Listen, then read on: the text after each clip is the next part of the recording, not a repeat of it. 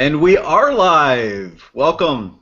I'm going to try not to flub the name of the show this week. Absolute Awesome Show, episode 11. Yes. You tried really hard there. Did it. You did good. You did I practiced it all day. I practiced saying that all day so I wouldn't mess that up. So, yes, we are here with Josh and Cliff as usual and Chad Savage, who at one point in time was known as CJ Huntington, but he's just Chad. We're going to call him Chad tonight because that's his name. That's his name, and he deserves to be called by his name. So we're here. We're going to be chatting it up, talking about all kinds of stupid stuff. But Chad, what's up, man? How you been? I've been good, man. I've been really good. Playing lots of music lately for the last few years. Yeah. I'm in two different bands right now. I've been doing this band called Battle Me with my buddies Matt Von D and James Jones and a slew of drummers for a couple years now, and it's been Matt's project since he kind of left like a heavy rock band called Lions to do some commercial work and some other stuff, and kind of slowly it's turned into more of like a band out of like, you know, a slew of hired guns. And we just finished a record a few months ago, and it should be coming out any time now. It's I think it keeps getting pushed back a little bit due to artwork and stuff, but I'm really stoked on it. Had a little bit to do with the writing process there, and a bit to do with the sound of it, and I'm stoked on it. Can't wait for it to come out.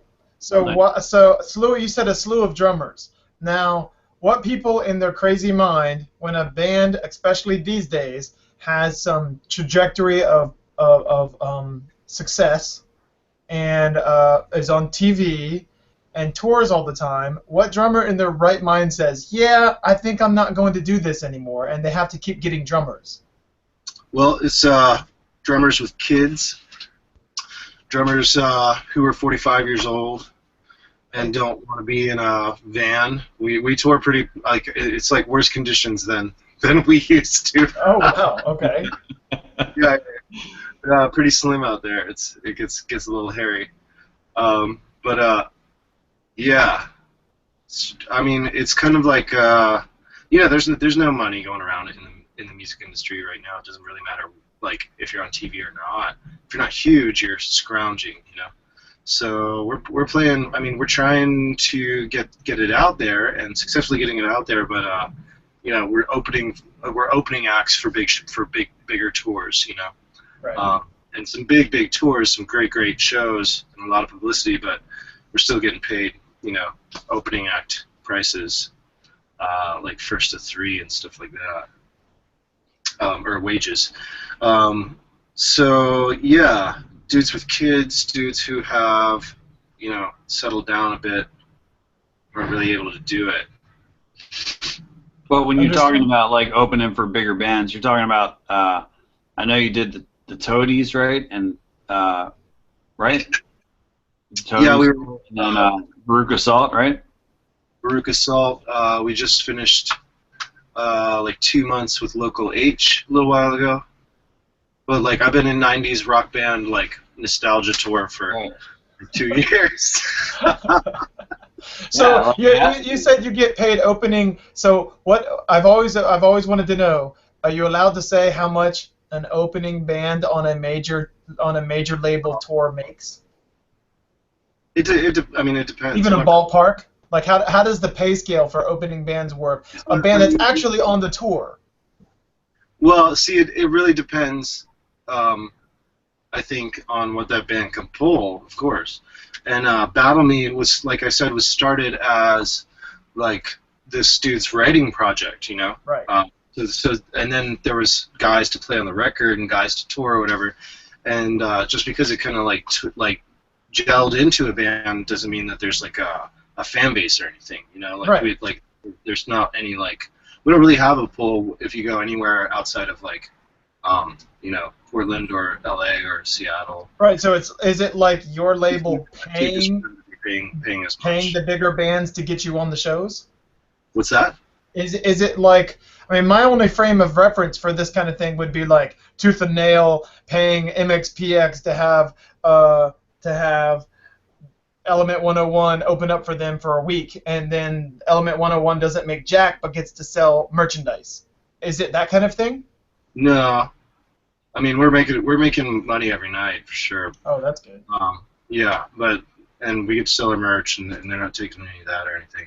It's just like we're not going to be getting paid more than a few $100 a night if we're not bringing anybody out, you know, like. So they like keep track at the door of who comes for what band and all that. No, it's just it's known that we're not going to be bringing anybody out because it's more advantageous for us to be on this tour than it is for them. Right. You know? Yeah, that kind of thing. Yeah. Well, I mean, in the old days, I think we were the only band that when we would take. I think you were in the band then, Craig's brother and all that. Were you in the band when we were going on tour and taking bands with us, like Blast of the Rocket Boy and stuff, and we would have them open for us? You were okay. I mean, we paid all the bands. We would always. I mean, obviously not a ton, but we would pay them every time. We never did that whole. You're gonna come on the road for free with us because you're getting paid, and then there's tour support and stuff too. There has been in the past.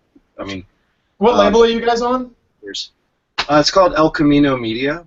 It's Matt Messer from Warner Brothers Distribution.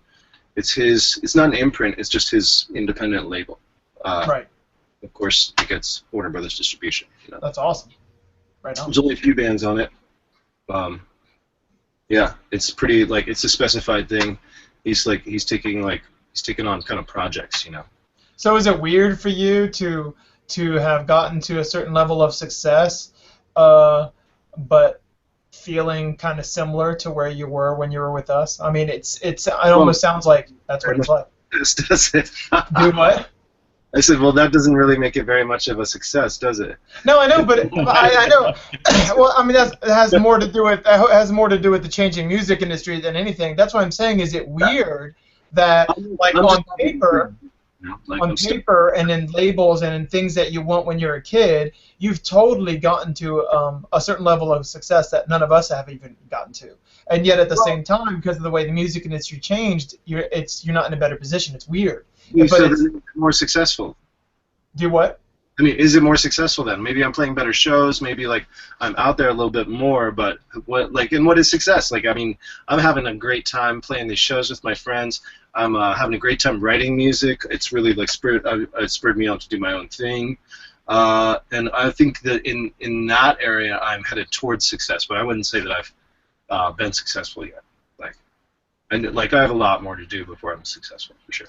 Well, it's still pretty exciting to hear, and I think it's awesome. I'm excited. It's a good trajectory. I'm really excited. I live in a fucking trailer in my friend's backyard, but I'm having a great, I'm having to go at it, and it's Hey, you got the lights on? Yeah. Is it dark? No, I'm saying you got electricity, dude. You know that's just part of being in a band. You got to do whatever you can do to do. When we were all doing this, we lived at home with our parents. So I mean, the fact that you're living somewhere else and still figured out a way to do it, and you're able to, that's awesome. That's very cool. Yeah, man. As long as they don't turn the lights out on you, you're good. Yeah.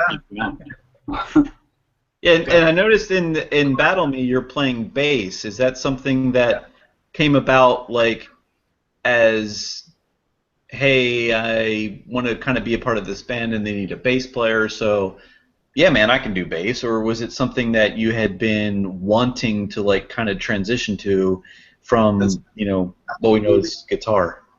I actually hadn't played the bass since before I met you and joined the Huntingtons. It wasn't I was playing bass before I was in the Huntingtons, and you guys needed a guitarist, so I cut my teeth on the guitar. I mean, on the Ramones guitar. Well, you got good though. Yeah, no one would have ever known that. Had you not just said that, it would have been no one would have said, "Oh yeah, that guy Chad, he sucked at guitar. He was only doing that to be in the." I mean, you were natural. You were a natural guitar player. I was already getting good at guitar when I joined the Huntingtons, but like I hadn't really. I had been more of a bass player, I guess. And then since then, I haven't really picked up a bass until a couple of years ago. It was actually the drummer, my buddy Paulie Pulverenti, who's a fantastic drummer, probably the best drummer I've ever played with. He was asked to join Battle Me specifically for one tour, and it was a longer tour, and they still needed a bass player, and he was kind of trying to get a buddy in there. And I'm his buddy, and he asked me to play bass on a Dead Moon night on the Dead Moon reunion show. All right. Yeah. Well, what did you do at first? Did you just play the root notes, like you were playing guitar? No. How'd you know what to do? I've been a musician forever. I can play the bass. It's fine. I just I learned the songs. Yeah. See, I've never been a musician. I've only been an entertainer, so I don't even understand. I wouldn't know what to do. Like, I mean, I could play the bass notes like I play guitar, but that's all I'd be able to do. So good for you. Yeah, I figured it out. Right on, man. Yeah. Hey, all right, so real quick, guys, I gotta bail for 1 second because I gotta take some. I talked to Cliff about this earlier. I gotta take something out of the oven. That sounds really weird, but I'll explain it. I'll explain it later. But I'll be back in a sec. Josh was about to ask a question anyway, so you're fine. No, yeah, I was going to ask a bass player question, but obviously, Mike, don't worry about that. Bass player. What would he care? No, man. So I know a few people that really grew up playing bass as that's their main thing. They play guitar, they might play other things, banjo, ukulele, and stuff, but bass is But when it comes to listening to songs and stuff, I had a buddy down here a couple weekends ago, and he was just playing me all these songs that were so bass driven, and I was like, I know why you like this. I mean, it's all you're hearing the bass, and are you the same way when you listen to music? Are you looking for the bass line? Is that It's funny you say that. Pretty much for the last maybe 6 months or so, all I've listened to is reggae. All I can listen to is reggae, and it's just I think it totally has to do with just having. That's 95% bass, basically. Yeah, exactly. And it's kind of just ingrained in me right now. It's definitely it's changed the way I write music, which is really cool. I've been writing a little bit more bass driven and a little bit more groove oriented. You play with a pick or your fingers? Both, just depends. Terry and Louie, I play short scale with a soft pick, and then Battle Me, I play a P bass with a hard pick, and then I use my fingers quite a bit in Battle Me as well because it's definitely it's got some dynamics to it, and there's the ability to get to different sounds in different songs. Right. Right on. So do you guys record in big time studios and everything? No, we recorded when we went to do this one. They asked me where I thought we should go. It was fucking Revolver Studios with Colin Hegna, and we went in there. It's they started Revolver Studios kind of maybe a couple of years after I moved here. Really, as a startup, really kids messing around with messing around with equipment. I know Colin went to school and everything for it. I'm not sure if Naleen did or not, but it's grown into it's moved into a beautiful space that sounds amazing. It's got a good day rate. You can get really, really great sounds out of that room, and we were pretty much doing it ourselves. So it seemed like it had all the tools at hand that we needed, and the sound that we were looking for. And that's what I just started. Yeah, I just started the Savage Family Band as well, where I'm playing guitar and singing. And the Savage Family Band? Yeah. Man, whatever happened to Chad Savage and the Rocket Queens, man? What happened to that? I remember that. Yeah. Yeah. That's good. You still got the Savage in there. That's cool. Yeah. I started recording in there as well. My little thing just got 4 songs done, and then I had to do some more Terry and Louie stuff. So I'm gonna head back in. I just got back a couple days ago. Hopefully head back in there soon to do 4 more, and then I think I'm just gonna put out 8 songs. Right on. So my wife was wondering what your heritage is. I'm Puerto Rican and French Canadian and American. Well, American. Everybody's American. So, Yeah. yeah. All right. So Puerto Rican and French American and French Canadian. That's what your heritage is. Well, there you go. I can tell her that. Is it? Where are you hearing this? Or is this like on? Is there like chat questions coming up? Oh gosh, I haven't even looked. Good call there. Good call there, Josh. Not as of yet. So we're. Oh, wait a second. Uh-oh. Oh, well, there is actually. Fargo Russ wants to know if I'm going to take my angel food cake out of the oven, and the only people in the room that are going to understand that are Josh and Cliff. Chad's not going to get it, but. Now, where are you seeing that? It's not on my Q&A. Really? Yeah. It's there, man. It's Russ just posted it. Chad, a couple weeks ago, Josh had to bail on the show because he was home alone and he heard this like crazy noise happening in the background. And so we all kind of thought, oh my, is someone like robbing his house like while we're live on YouTube?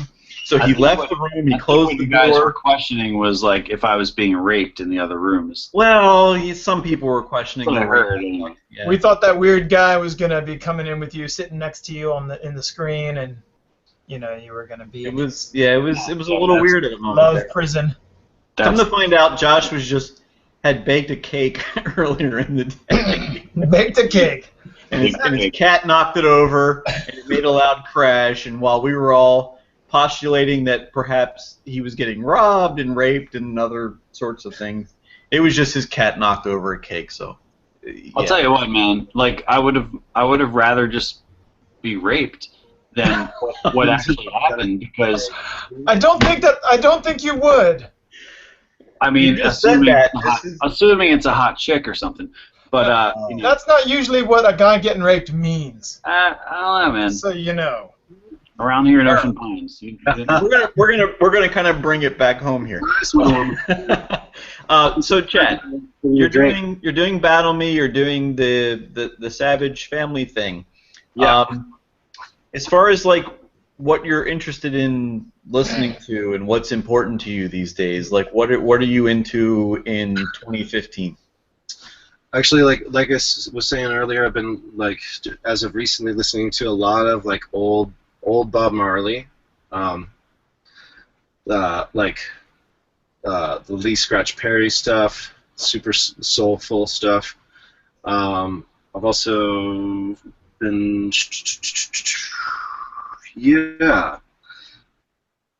been getting it. I've been listening to jazz. I've been listening to a lot of Miles Davis, Ornette Coleman. Dude, that's some highbrow stuff, man. I don't know.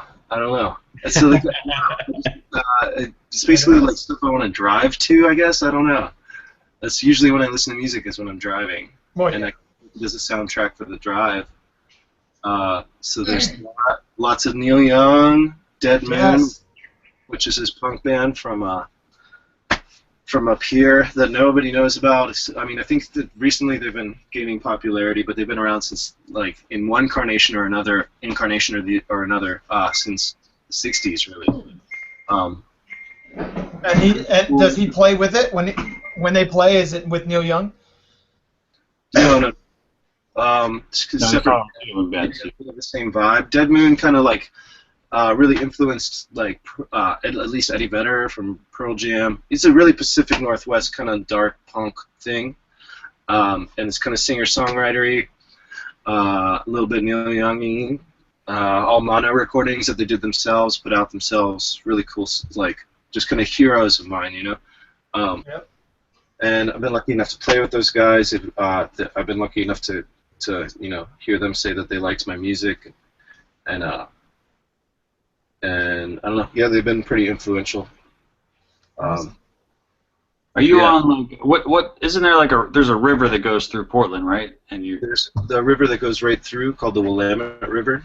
Yeah, which side are you on? Like the Columbia River separates Portland or Oregon and Washington, just also just above. Portland is the last town in Washington. Vancouver, or in Oregon. Vancouver's the next town. So where are you at? Like where are you at in Portland? South. Okay. Yeah. Yeah, pretty far south. What street? I'm actually like in my buddy's like backyard on Sequoia Avenue. Okay. Yep. Because Cliff, didn't you guys run into each other out there? We did. I was playing a little Stiv show at a crappy little club, and he just came walking around the corner. I don't think he knew I was playing or anything. It was right when I came walking out of the building to be like, "Woo, we're all done, yeah!" And then there he is, and I'm like, "Oh my gosh, let me take my picture with you!" And he took his picture with me, and we both had long hair, and I posted it on MySpace or whatever it was back then. It was awesome. I hadn't seen you for, I don't know, 7, 8 years at that point. It was awesome to see you. You look exactly the same now. Does your hair get any longer? Like, is this length of your hair intentional, or does it not get any longer? During that period of time, I actually shaved it. But Oh, you grew all back. Wow, it looks exactly like, literally like time stood still, and you're exactly the same. I was like, man, I guess his hair doesn't get any longer. It stopped growing because it's exactly like it was when I started. I kind of keep it right here because when it does get longer, it just turns to dreadlocks. Like, oh, okay. Yeah, it'll get, the longer it gets, the curlier the ends get. So the ends get so curly that they curl back up into themselves. It goes like this. Oh, wow. Yeah, and then I get dreadlocks. Well, there you go, man. The rigors of hair. That's very important for rock and roll guys. So I understand that. And all guys. I figured that out when my entire head was dreadlocks and I had to shave it. Wow. You have to maintain it. And that was good, right? What's that? I just said that was good, right? Did you like it, the freedom of no hair? It was weird because like nobody. I had to reintroduce myself to everyone. Only like Terry recognized me, Terry Six recognized me, and my buddy Christian Stefania, he recognized me. Those are the only two people that recognized me. I had to reintroduce. It was great because I was like completely anonymous. I didn't have to introduce myself to you if I didn't want to. Right. That's awesome. So then a couple months later, you look like Pool Party again, and then people were like, "That's the guy from." Well, it took a long time for me to get the balls to try and grow it back out. So I kept it really short for a while because the grow out is the worst thing in the world. It looks really bad for a really long time. Indeed. So it sounds like from like flashing back a few minutes here that anything that you're really interested in listening to now is on the whole like older stuff. Like you're not really kind of like because we've been talking about. I mean, we've been doing this little conversation show thing for a while now, and it sort of always sort of cycles back to those of us who are in the 30-ish and older range have kind of already figured out what we like. And yeah, I still listen to the Ramones. You know, like I love the Ramones. Yeah. I mean, just like that. It's like, and so we kind of every once in a while bring up the topic of like, well, is there anything that's new and current that any of us are even remotely interested in? And on the whole, some stuff. Yeah, I mean, every once in a while there's like something, but and usually if it's something new, it's either something that sounds exactly like something old that you loved, or it's new from a band that you used to love when they were younger. It's like not a whole lot, but the stuff that sounds like stuff that you liked before. There's a band called Judah, Guida. I think it's almost like Gouda or something. And they're doing like, I think they're Italian. They're doing like super like super mod glam, almost like trad skinhead, like Slade and Sweet, you know. Yep. That really like anthemic glam stuff, and I really love what they're doing. Well, that's what the Nice Boys were playing like. Yeah, totally. That kind of stuff. Actually, Terry really turned me on to it. You guys need to check out the new Terry and Louis stuff. It's amazing. Terry started a record label called Tough Break, TUFF. And Terry and Louie have put out 2 singles, and we're gonna go do a full length soon. But the songs are amazing. I love the new stuff. It's really cool. Awesome.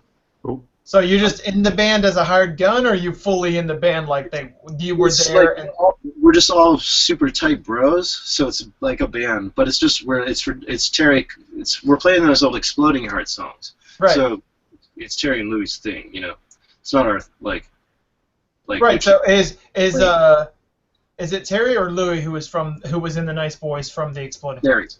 Terry. Okay. Now, did he ever get personal with you and tell you how in the world he handled his 3 band guys dying right beside him? You know, I know. Like when I met that dude, like we've talked about it, of course, like over the years, like you know, especially recently having. Like he just played Portland for the first time. We just 2-3 nights ago was the first time in 12 years that people in Portland heard those songs. It was nuts. It was fucking nuts, man. Like I've never seen anything like it. Where was the show? Well, we played Project Paps, which was this big music festival in town, and that's what got Terry to kind of do it. And when he was talking to me about it, I was just thinking, like, you know, how many people are at this festival are really going to be the people that we really want, that deserve to hear these songs. So I was like, you know, we should probably play just a dive bar with like our close friends, Long Knife, which is one of the other guys from Nice Boys, and that's a hardcore band. And so we did, and that was kind of the show. It was just crazy nuts. And but really, when I met Terry, it was just like, I was just like, dude, I'm fucking sorry. I'm sorry. I don't know what else to say, you know. And I think it took him a long time to come to terms with that, as it would really anyone. Yeah, because I mean, he was in the car too. He was just the only one that didn't die. You know, he held on to. He told me when it happened, no one was wearing their seatbelts. He held onto the seat in front of him like this, and that's how he stayed alive. Wow. Yeah.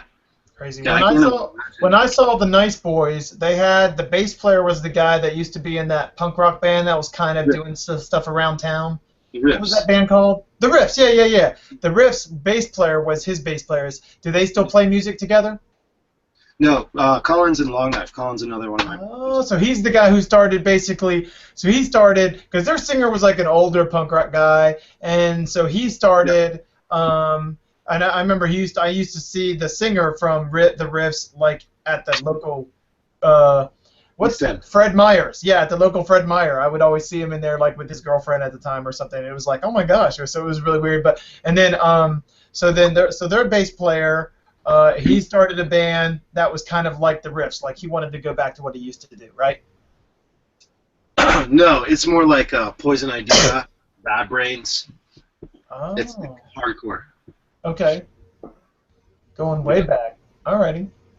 Yeah. I did see the Riffs in their early incarnation, and when I saw them, they were terrible. It was like they couldn't even play. Actually. It was like, literally, I was just like, oh my gosh! But then I mean, they ended it like I mean, it had to have been early on in their history when I saw them, you know, because drugs a lot of times. Well, maybe that was, but I mean, it was like even that guy, the bass player, didn't he played bass out of some tiny little combo bass amp, and it was I mean, but then when I saw the Nice Boys, it was a totally professional band, obviously, and it was great, and I mean, I knew that he could play, so. Yeah. The Riffs was a punk band, man. It was punk rock. Yep. And they were kids. I think Colin was like 14 or 15 when he joined that band. Right on. Yeah. And I was probably still in my mid-30s, even back then.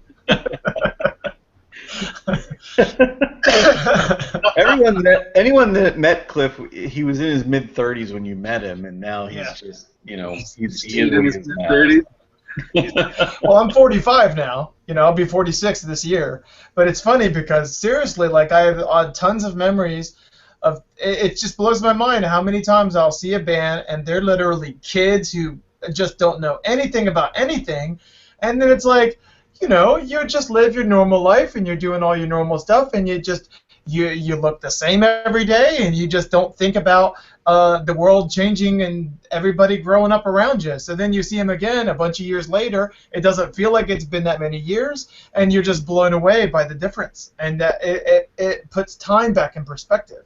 That's how it works for me anyway. So. Well, I'll try and keep looking like this. I know, exactly. I feel really old for being able to say that I've known you, Cliff, when you were in your 20s. Yep.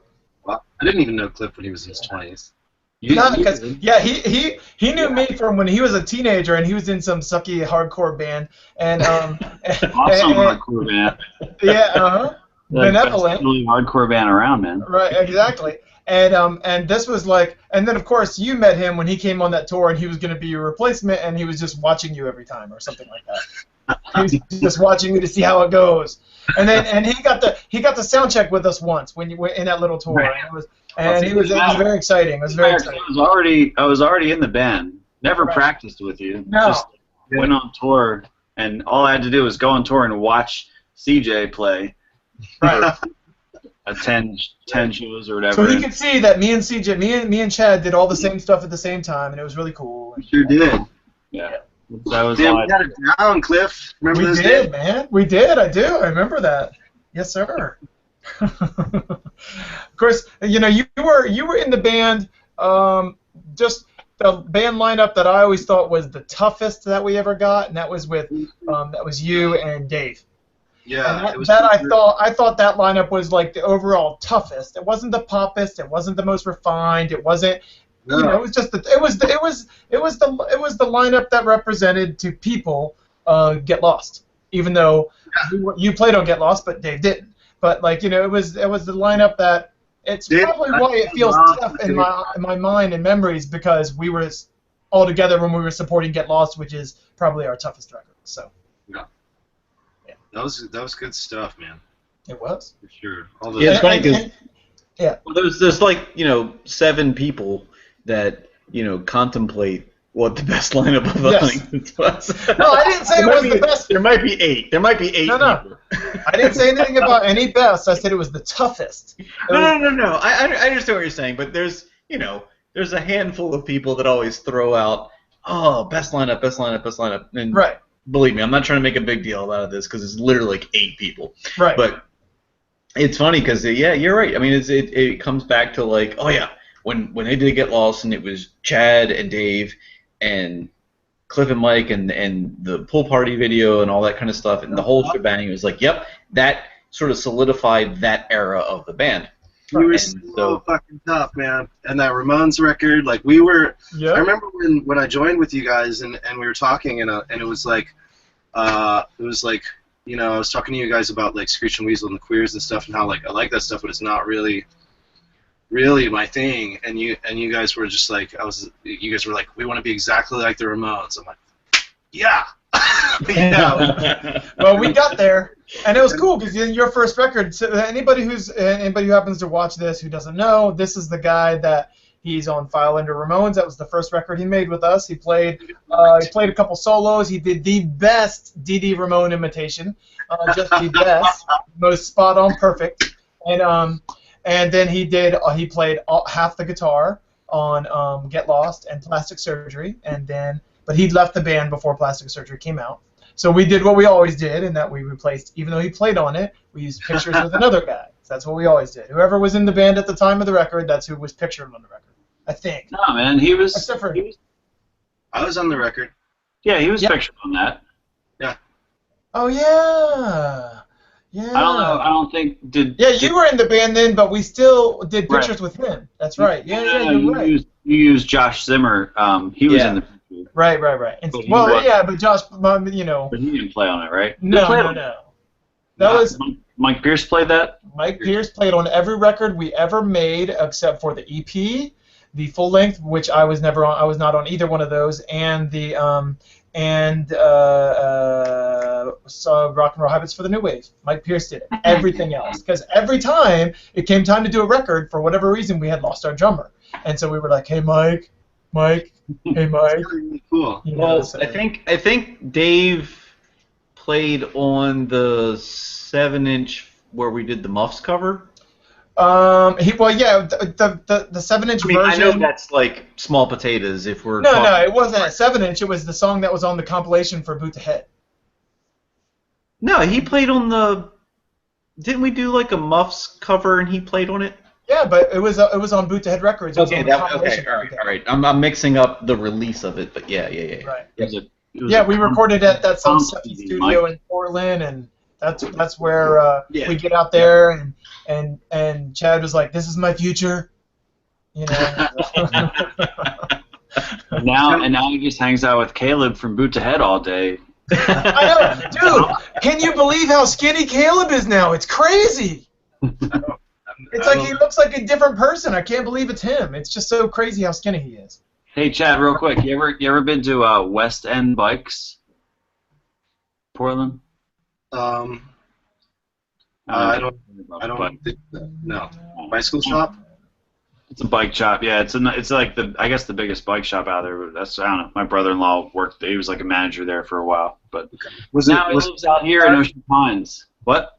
Was it the east? Was it West End or was it East End? West End Bikes, I think it was called. There's like so many bike shops. It's like It might have been called Portland Bikes. I don't even know. I think it was called West End Bikes though.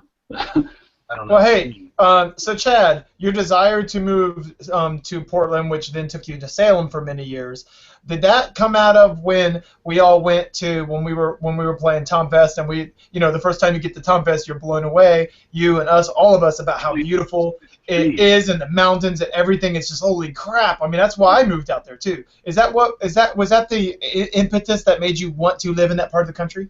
Absolutely. Well, yeah, that and the fact that like when I was done with the Huntingtons, like we were just so busy that I was pretty much homeless after that, because we were just on the road all the time. And Right. then I'd be home for a few weeks at a time or something, but like never really had any roots put down. And then when I was done with the Huntingtons, I was kind of just like, well, where do I want to live in Baltimore? Who would want to do that? I remember having to go all the way down to your exit to pick you up for band practice. It took so long. Right. Yeah. And it was always me that had to go pick you up. Cold, man. I actually only lived in Salem, Oregon for like 9 months. So you've been in Portland ever since? Yeah, well, I moved back to Baltimore for about 9 months after that, and then moved back. Right to on. Portland. So what did you do? What did you do to like? How did you? Because when you left the band, did you go get a job, save up, and then move out there, or how did you have the funds to move out there? It's hard. Yeah, remember I was working at Papa John's Pizza Mm-hmm. at I have no memory of that. Yeah, and then I went. They gave me a really good job that I hustled at for quite a while and just stacked money. Moved out. Right on, man. That's cool. So the only job I remember you having was you telling me about having a job, and that was construction. Lumberyard. Yeah. I never knew that. I don't remember you having any job other than that. That was like my second job at the time, and that was so I could make enough money to get that JCM 800. Oh, do you still have that? That was a good amp, man. I unfortunately got rid of it through some car trouble years and years ago, but I actually just bought the combo, the 112 combo, the same thing. Yep. And that's all I want. Well, you know, Josh Blackway, he saved for years because he wanted to have your amp. And so he even got the one that had the Slash name on it. His amp, he was the Slash amp, and it got stolen. He cried. It was bad. Of course, No, they all I cried. I know you did. I cried for Josh. But he saved up all the time. And you got your good Gibson stolen too, right? At the time. Me? No, I didn't. We didn't. No one had Gibsons back then. All Epiphones. But I did have 3 guitars that were stolen. The most expensive was I had a Martin that was stolen that my uncle gave me. You had an Martin acoustic on tour? Why did you have an acoustic Why would you Martin? bring an acoustic on tour unless you want to get it stolen, right? Well, at the time that we got robbed, I had a Gibson bass that got stolen. Yeah. Oh, really? Yeah. Yeah. You The played- the first Ripper I had was Okay. Oh, I should have yeah. seen that. yeah. Mike, you're And since we're on the story, I'm just going to go ahead and talk for a minute here. So yeah, the Gibson Ripper got stolen, and because I had bought the Gibson Ripper, I was like, well, heck, I don't need this Fender P-bass special thing that I played while Chad was in the band. Which I was don't need this- awesome. Yeah, it really was, and in hindsight, it was a stupid idea for me to sell. But I was like, you know what, I'm going to sell this, and I sold it, and the night before, okay, so the very next night after we got robbed was when I was going to meet the guy that bought the bass that I sold, Oh. and it got stolen. So I had already sold him the bass. He had already given me the money. Oh my now god. I don't have the bass. Now, yeah. So that. So you had to give him his money back. I had to eventually, yes. I mean, obviously I'm on tour. I have nothing. I have no equipment. I have no money. You know, blah blah blah, whatever. So it probably took me, you know, a couple months, but I paid him his money back. Did he buy it from you so that he had because that's just the bass he wanted, or did he buy it from you because he was all like, I want Mikey Huntington's bass? I don't remember. I really don't know. Like I put it up for sale. He bought it. I'm like, all right, cool. In lieu of shipping it and you paying like all kinds of money for me to ship it to you, we're going on tour and I'll be in Oklahoma City in like a couple weeks. So I'll just bring it to you. Like I'll just bring it to you. So it was in the trailer along with everything else. It got stolen, and it was literally the next freaking day. Like we were driving to Oklahoma City where he was going to come to the show and get the bass that he already paid for, and it got stolen the night before that. How did you tell him? Yeah. When we showed up and we're like, hello, venue, we have no instruments. If you want us to play, we really dude, Josh, do you remember that? Because that was the worst because I remember playing like a SG that had a strap that was like this short, and I'm like trying to do downstrokes and stuff on an SG. Because we finished that tour. We got robbed like 6 days into that tour, and we finished. It was like a 6-week tour, and we finished it. And so like the very first night was really rough. Yeah. Really, really rough. Like with the. I'm glad that just like you mean like emotionally and like your mindset. Well, everything emotionally. The fact that we were playing these instruments that none of us were familiar with at all, and like Josh said, he had a strap that couldn't get lower than like his torso. You got strings that are nines. Like you're. And there wasn't a lot of people. I think Keithy Huntington was at that show. Did he videotape it? That would be awesome for him to put in the video. It really would not be awesome at all. And if anyone has footage, take it out back and light it on fire right now. It was terrible, and I felt terrible. But I was like, dude, we got robbed, man. Obviously, I mean, here I'll show you our trailer. It's not there. Like we have nothing. And in the night that we were robbed, it was pouring rain. So they took anything that had a case, which is obviously all the guitars. Anything with a case. I had an amp. My slash head was in a custom-made case that our buddy Wes made for me, and then I also had a backup Marshall. It was I think it was your old amp, Cliff. Probably that piece of crap, JT 500 or whatever. It was a crappy solid state. I think you sold it to Matt Murdoch, and then I bought it off of him. And then it was an awesome case, a really nice, like, hard case, and that got stolen too. So I didn't have my both amps. Who brings a backup amp either? You know, I brought all this crap on tour and it was all gone. You know. Yeah. All right. Well, on that cheerful. How depressing. And I was living in Portland at the time. Dude, you brought it up, man. You guys, did you ever hear what happened to Sylvain? He got, like, somebody came up in a truck next to his van, whole setup. They were, like, in a restaurant. And then all of a sudden, like, the whole rig is just driving off the lot. Like, both vehicles leave. They just stole the van with the trailer. But how long ago was this? Forever ago. Oh, you said forever ago? Yeah. Oh, okay. I thought you were going to say came up and shot him and killed him. I was like, that's the way to do it.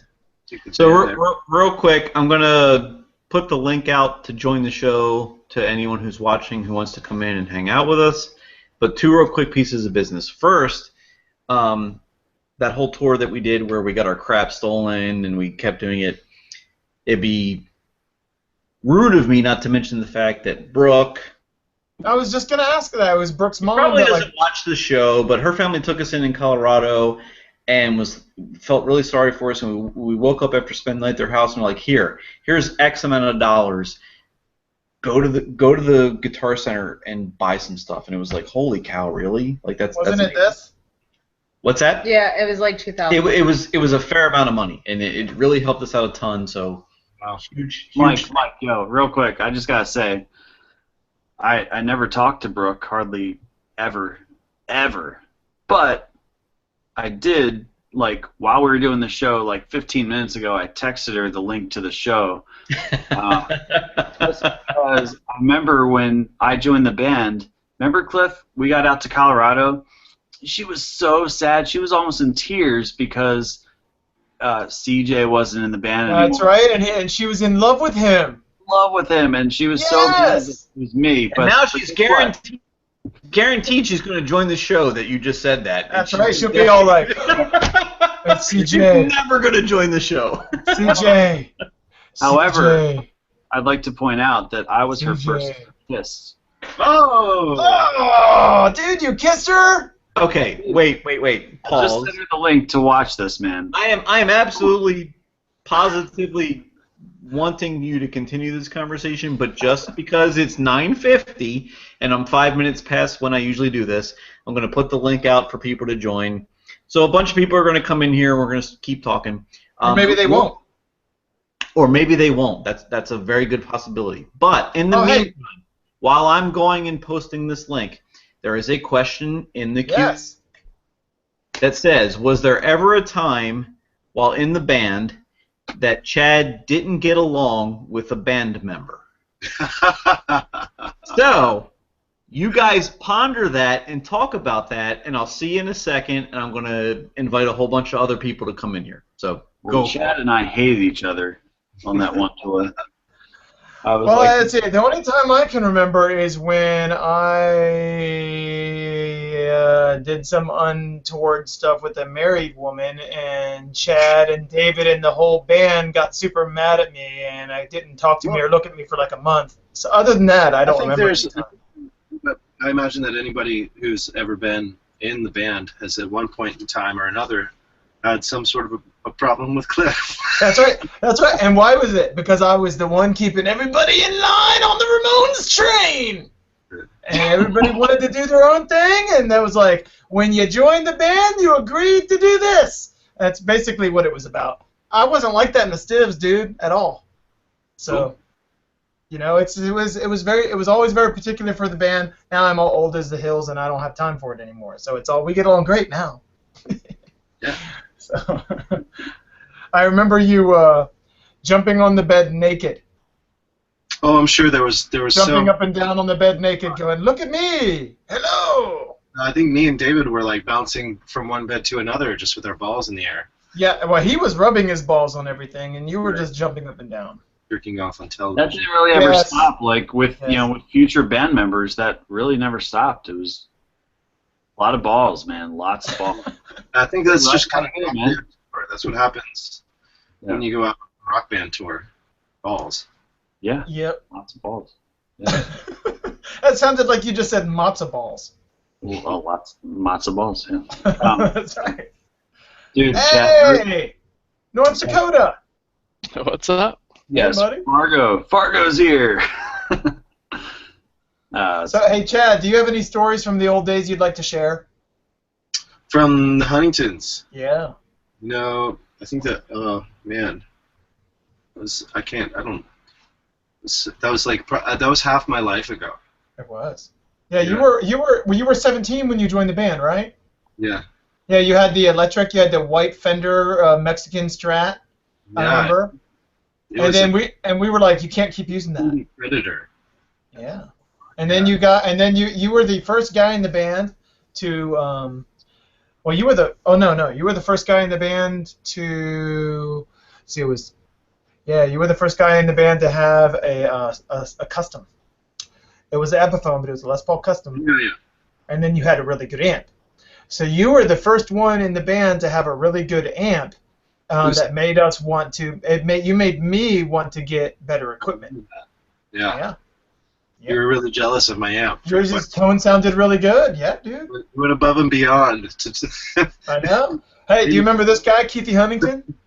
Hey, Keithy, did you ever see us in the band when Chad was in the band? I did. I think we talked for like 2 sentences, so he probably wouldn't remember me whatsoever. Yeah, it would have been Oklahoma City, right? That was the second time I ever saw you guys, so that was. When was the first time you saw us? With High School Rock, you had Dave on guitar, because Brad just left. It was before AJ came, so it was between Brad and AJ. Dave? I'm pretty sure that's who it was. Yeah, but I thought we only played like that like once or something at some festival. We played a show like that? Yeah, well, it was at a festival. It was at Tom Fest. Oh. So he flew out, played guitar for us. Oh, so the first time you saw us was at Tom Fest. Yeah. And then you saw us probably the year before that with CJ or with Chad in the band at Tom Fest. So no, it was here. It was at Bartlesville. You guys. Yeah, I remember because the first memory I have of you is at the show. At least I think it's my first memory I have of you, or I might be confusing which show it was at. It was the show was first tour with Josh Blackway. Yeah. And we played in Oklahoma City. We had that video of it. Yeah, it wasn't Oklahoma City. It was Bartlesville. It was really funny though because the first time I saw you guys on the Get Lost lineup was you played a free show in Bartlesville, and it was labeled as a see you at the pole after show party thing. So basically, you guys were the headliner band for all the kids praying at school. Praying at school? Yeah, the see you at the pole thing. See you at the pole. What is see you at the pole? What does that mean? It's this national day where all the Christian kids at all the high schools come together and have a prayer for the nation at their flagpole. Yeah, so you guys were that worked really well, didn't it? Headlining band for the party for that event. Wow. Well, I will say that I graduated at high school in 1987. We didn't do that kind of stuff back then. Because you guys still had prayer in school. No. I graduated high school from. My last 2 years of high school were in a Christian school. It was awesome. Like I went and got a job at KFC and paid my way through Christian school because I always wanted to do it. It was like I grew up poor and didn't have enough money to go to private school. So when I got old enough, I got a job and paid my own way, sort of. I had a scholarship, but anyway. So yeah, we didn't. There wasn't. Yeah, of course, back then. Pledge of Allegiance was in school. Do they still do that now? They don't, do they? Yeah. They do the Pledge of Allegiance. Hey, real quick. Everybody hush. Okay. There's a lot of stupid crap on the internet about how people don't do the Pledge of Allegiance in school anymore. That is nonsense. They do it every freaking day. Not at my mom's school, they don't. Okay, there are states in the country that do not have rules on their books regarding the Pledge of Allegiance, but that is just a state rule that has nothing to do with, like, anybody banning the Pledge of Allegiance. My kids say the Pledge of Allegiance every freaking day. And that's in Baltimore. It's just really has that crap anymore. So it's you live in Oklahoma. Everybody in Oklahoma should be, like, saying the Pledge of Allegiance 6 times a day with the way you guys are out there. We don't have time for that crap. We gotta learn our tests. You gotta study and drill all the. We gotta learn our test too, brother. We gotta learn our test too, and they say that thing every day. They say it every day. They say it at every assembly. They say it at every PTA meeting. They say it at every function that you could possibly imagine a school to have. So please. If you are someone who spreads the nonsense that they don't do it, please stop doing that. It is retarded. Please. Hey, Mike. So what's up with them not saying the Pledge of Allegiance in school anymore, man? I will come through this screen and choke you. I mean, I go to a lot of like for my job, I go to a lot of Chamber of Commerce luncheons and crap, and they always do it right there. Everyone stands up, and Everyone, every time. Yeah. Just Hey, stop it already. Stop. Getting back to Portland and John and Chad here real quick. Hey Chad, when you watched the first time you saw Portlandia, were you cracking up? No, I wasn't. It's not. It's not really that funny. I agree. It's clever here and there, and then it just seems to me like the format is. It seems to me like it's like sketch comedy that's kind of trying to fit itself into a half-hour sitcom style format. It doesn't work for me. you know what? I have to agree. After 3 episodes, I had to stop watching it because I found myself feeling tense and feeling like, and kind of, it just I had this like feeling in my, and I had to stop watching it. But the first time I watched it, I thought the opening was fantastic. Them walking down the street and saying, "The 90s are alive in Portland." That are like really kind of pretty spot on Portland and really good characters, and there's certain parts here and there that I would call more like a sketch in a half an hour of comedy that are fucking hilarious. Yeah. Right. Real quick, before we move forward, I want to welcome Frank to the room. I made it this time. Hey, that's Josh's rapist. Yeah. Okay, so last show, when Josh's cat knocked over his angel food cake, which I'm sure was going to be delicious, we all postulated the fact that perhaps someone came in and was abusing Josh, and That was me, right? poor Frank. It was. Poor Frank tried like crazy to get into the show. He tried multiple times over and over and over again, was trying to get in, and it didn't work out. And so we kidded around a bit and said, hey, I bet any minute now Josh is going to show up in the back of Frank's room, like in handcuffs, tied up, So Frank, welcome. Hey, Thank Frank, you. aren't you glad you upgraded to broadband? Yeah, I know. I was trying to dial in on AOL last time, so it didn't work out. That's awesome. So, Frank, I'm glad you made it. Why are you here? Tell us about yourself. Longtime Huntingtons fan. I've been watching the show since you guys started it, and I got young kids at home, so it's tough to get on at night. But I made an extra effort last show 2 weeks ago, and it didn't work out. But now I'm worked out this time. Well, I like your collection in the back, man. It's just right. It's just right. Oh yeah. All my Ramones records. So our special guest this week, do you know who he is? Yeah, CJ. He wasn't. I never saw you guys live with him. I remember he was at the first show I saw you guys at, because the first time I saw you was it was the show with Joey at CB's, the Cyberpunk. Oh yeah, where we played as Durango 99. That was 1999, and Chad was there. And Chad was going, "Why did I quit this band?"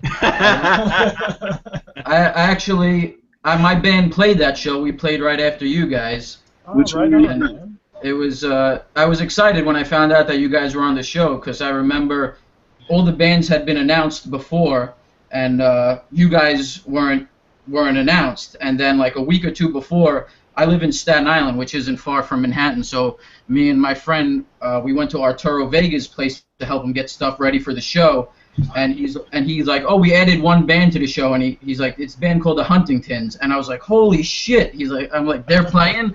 And I was like, oh, they'll definitely win. I didn't know at that point that it had already been decided before that you guys were going to play. But at that point, I was like, oh, there's no contest then. These guys are going to win. And Artie's like, oh, you know them? I'm like, yeah, I know them. I've been listening to them for years. So right on, pretty cool. Right on. That's awesome, because Frank just kind of spilled the beans on something that we've told certain people for a long time, but we haven't really made it public. Yeah, that whole thing was decided. That was decided ahead of time. Yeah, well, actually, Joey was gonna sing with 2 bands, us and then that girl band, and then he sound checked with that girl band, and he was like, "This sucks, I ain't doing this." And so then he kicked them off, and then he sound checked with us, and he was like, "This, I'm doing this," and that's all he did. All right. So while we're on the topic, Josh, you can go ahead and tell the story because Joey's the one that called you. Yep. So go for it. Do it. Well, real quick about the Ramones, man. They flew all the way out from San Francisco to play that show with Joey, and then they sound checked with him, and he's like, he walked off stage like while they were playing. Yeah. They were like This band effing up sucks. Rockaway Beach or whatever. It was terrible. So I felt bad. No, I mean like in general, like it was a thing where Josh sent Fallen to Ramones, like overnighted it to Arturo and said, "Hey, we really want to get in on this." And a couple days later, Arturo calls him and says, "Hey, I called Joey over and I had him listen to your record, and this is supposed to be a thing where he listens to all the bands and picks someone to play with, but he listened to your record and that's just it. You're the one that he's gonna play with." And so this might be the first time we've actually said this like for real. It was a setup. That's how it happened. That's how it happened. And then he said Joey will call you in a couple days with a set list, and you guys learn the songs that Joey wants you to learn, and you show up, and those are the songs you're gonna play. And that's just what happened. Josh got a call from Joey Ramone. I know. And he was like such a nice guy. He would I had email, or he had AOL back then, and my internet was cut off, and I'd have to run over to the library to see if he wrote me back. It was really cool. But the really cool thing though, it's important that people realize the difference that Josh Blackway made in our band, because we're just guys from Delaware, Maryland, who everything that good that ever happened to us, record labels, tours, all that kind of stuff, it was all stuff that just came to us. We didn't actively seek it out. I mean, when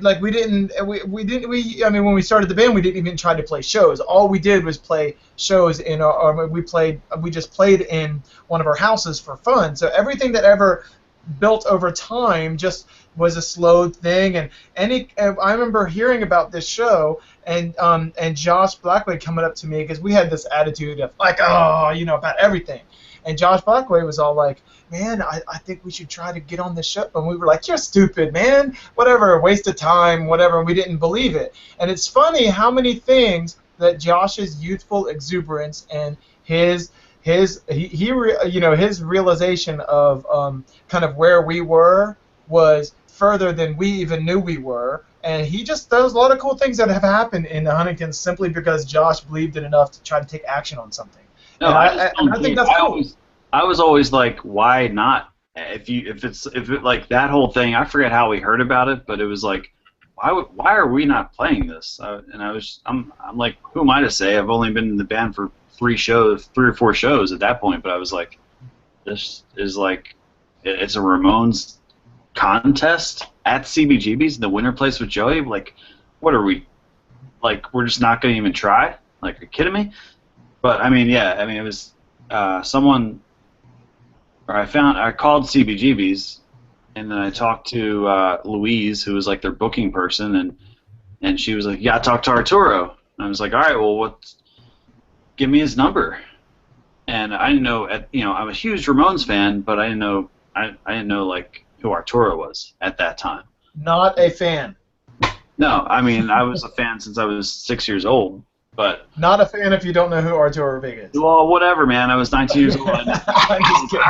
I know. I'll admit it, man. But when I called him, for some reason, she gave me his number. And I called him, and he's like, "How'd you get my number?" Like, whatever. Louise gave it to me over at CBGB's. Like, no, don't worry about it. Look, we want to play this show. We should. Yeah, that's what your attitude was like. Don't worry about it. I was like, seriously, like, why? I mean, we should be playing the show. And he was like, well, I mean, the lineup's set. I mean, unless you can overnight me a CD or something. And I said, okay, I'll overnight you a CD. Where do I send it? And I remember the FedEx guy coming to my house, and I was like, dude, you got to get this to New York City like tomorrow. It's going to be overnight, right? And he was like, yeah. And I told him like why. I told him the whole story, and he was like, whoa, it's awesome. I love the Ramones. And so the FedEx, man, it was all that. And look who just joined the room. Look who just joined the room. Your first tour kiss. Brooke. tour make out? Brooke's here to like rip me a new one. Go for it. Brooke. The floor is yours. Okay. First of all, I was not in love with Chad. He was very, very hot. But I was not in love. Dude, he's totally hot. I'm sitting here looking at him and I'm like, damn, that guy's hot. Like, even I now. know, right? No. Even now. Like, yeah, exactly. Don't even feel bad about that. Second of all, Cliffy, really, to be like, oh, you made out with her? Thanks a lot. That's awesome. And yes, he did. And actually, Josh, you were not my first. You were not my first kiss. You were my first kiss since I became a Christian. So... No. I said you were his first tour kiss. No. But he said that I was his first kiss. I thought I was. No. Oh, you were man. my first kiss since it had been like years. Wah, wah, wah, wah. Sorry, you were like my first kiss in 4 or 5 years. So. Yes, but you were the first time he made out with a chick on tour. Yeah, but wasn't there another Brooke in Texas that he also made out with? No, but that was later. He did. Yeah, that was later. No, that was before. Oh, This it was? is the great thing. This is the great thing about doing this show live. we invite the world to come in and say, "Hey, remember when you did this? Remember when you did that?" That's awesome. So awesome. Oh. No, it's funny because I was actually talking about to say how we used to I used to have a little address book that I brought with me, and I Black remember book? That's called a black book. That is what it's called. Well, Dictionary. a Chictionary. There you go. Thank you. And so in my Chictionary, when I had Brooke fill out her information, she wrote Brooke, the good one, because she saw there was another Brooke like right above there. I still remember that. I think I'd actually heard things about the Brooke from Texas. Yeah. She had to And do so I was wanted say to Brooke. differentiate. All she had to do was say Brooke, the one without the mole. That would have been fine. I never saw the other Brooke, by the way. I don't know what she looks like or anything about her, but She had the I state of did- Florida on her cheek. Oh, that's unfortunate. I just texted her. She's going to be on the show in a minute. Right. Their special guest. I'm sorry, it wasn't the state of Florida, it was the state of Texas. Oh, well, that's better. I guess. Actually, she was very nice back then. She was very nice back then. She was a little kid. Her brother was a totally nice guy, too, and her mom was totally cool. They used to travel around to our shows in a, what was their big, long blue boat of a car called? What was it? It was a Chevrolet, big, it was, I mean, they make them now, but this was like the precursor back, like, from the 70s, or, it's, never mind. Ella? The Chevy Nova? No, maybe it wasn't a Chevy. I don't know, but it was a big, long thing. It was a car that was known as blowing up. I was gonna go with station wagon, but that's all I got. No, it wasn't a station wagon. It was a. Pinto? No, dude, it was like the precursor to the SOV. It was like the first SOV. So SUV. Come on. First SUV. It's interesting as this conversation is about what kind of car so and so drove, 15 years ago, because I'm really stimulated by it. I really am. But we're gonna just move away. Okay, so before you came into the room, Chris Powell, you had submitted a question about Chad and whether or not there was any kind of tension between him and other members of the band. I think that's what it was. Real quick. It was a Chevrolet Suburban. It was an old Suburban. I'm sorry. Continue. No, that's wonderful clarification. I feel like full. I feel like full now. I feel like you can. Your light is there now. Yes, I can go on the rest of the minute. So Yeah. I don't know that we got the question answered. So maybe we can do that. Right, and be as specific. Everybody was angry with me at some point, and No. every lineup was bad. No. DJ. So yeah, so if would answer the question, you can be as specific as possible. I would just be very curious to know that. That's all. Well, yeah. I mean, I talked about Cliffy, but I don't know of any instances. Like it's just too long ago for me to remember anything like that. Hey, Yeah. you were always on the phone. You were always on the phone calling chicks, and we were like, "Dude, get off the phone." And you were like, "Hey, why don't you shut up?"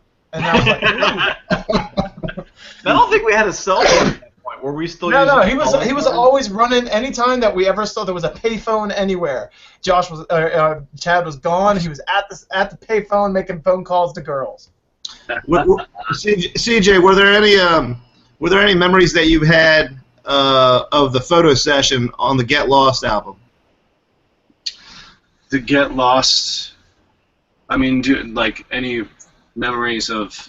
Like the photo shoot for the album covers. Do you remember taking any pictures with the band?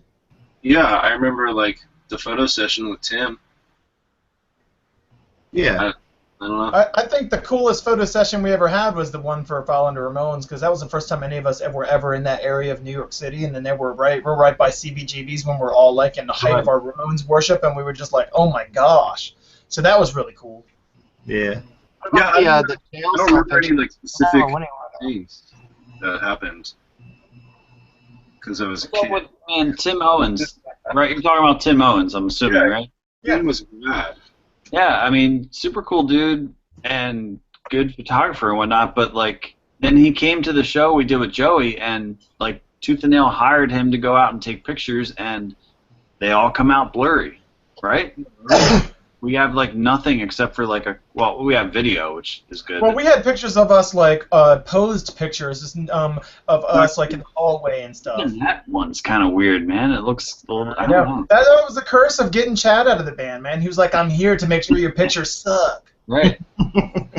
Dude, that was, I mean, no, I did a lot of work to get us on that show, and I remember Chad just being like, yo, man, you should let me play this. I'm just like, I will say this also about Chad. Chad, you were the first guy in the band that I ever that made me want to be more like them on stage as far as presence and moves and how you stood and hold the guitar and even the way you dress. I mean, you had a big impact on me in that way. Just so you know. Cool. I don't know. I always, as soon as that was the first time I'd ever done it was when I was with you guys, but I felt like kind of natural up there. I don't know. Yep. I know. I particularly enjoyed watching him on stage, personally.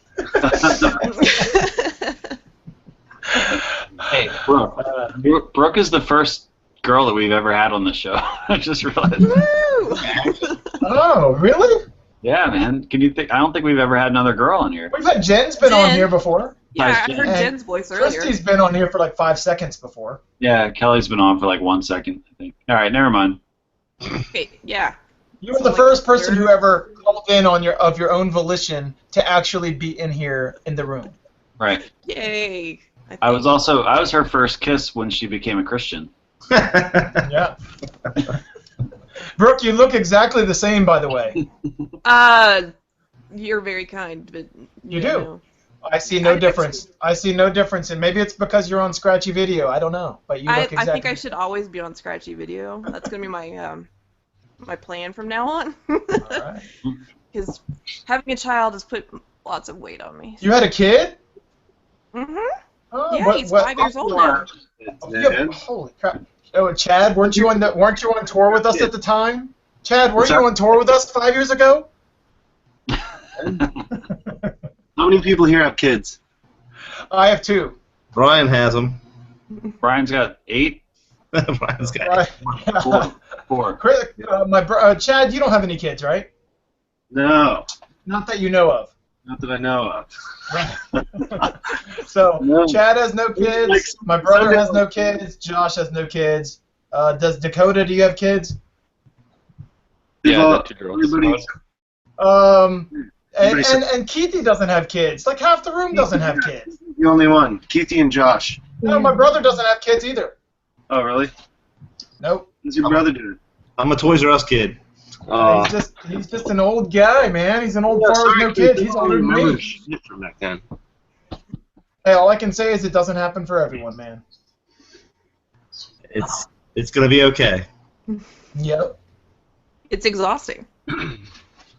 But totally worth it. Yeah, I mean, are you a single mom or are you married? What's going on over there? No, I'm married. I'm actually coming up on 9 years next month. Wow, So. really? And does your husband know you're macking on Chad here?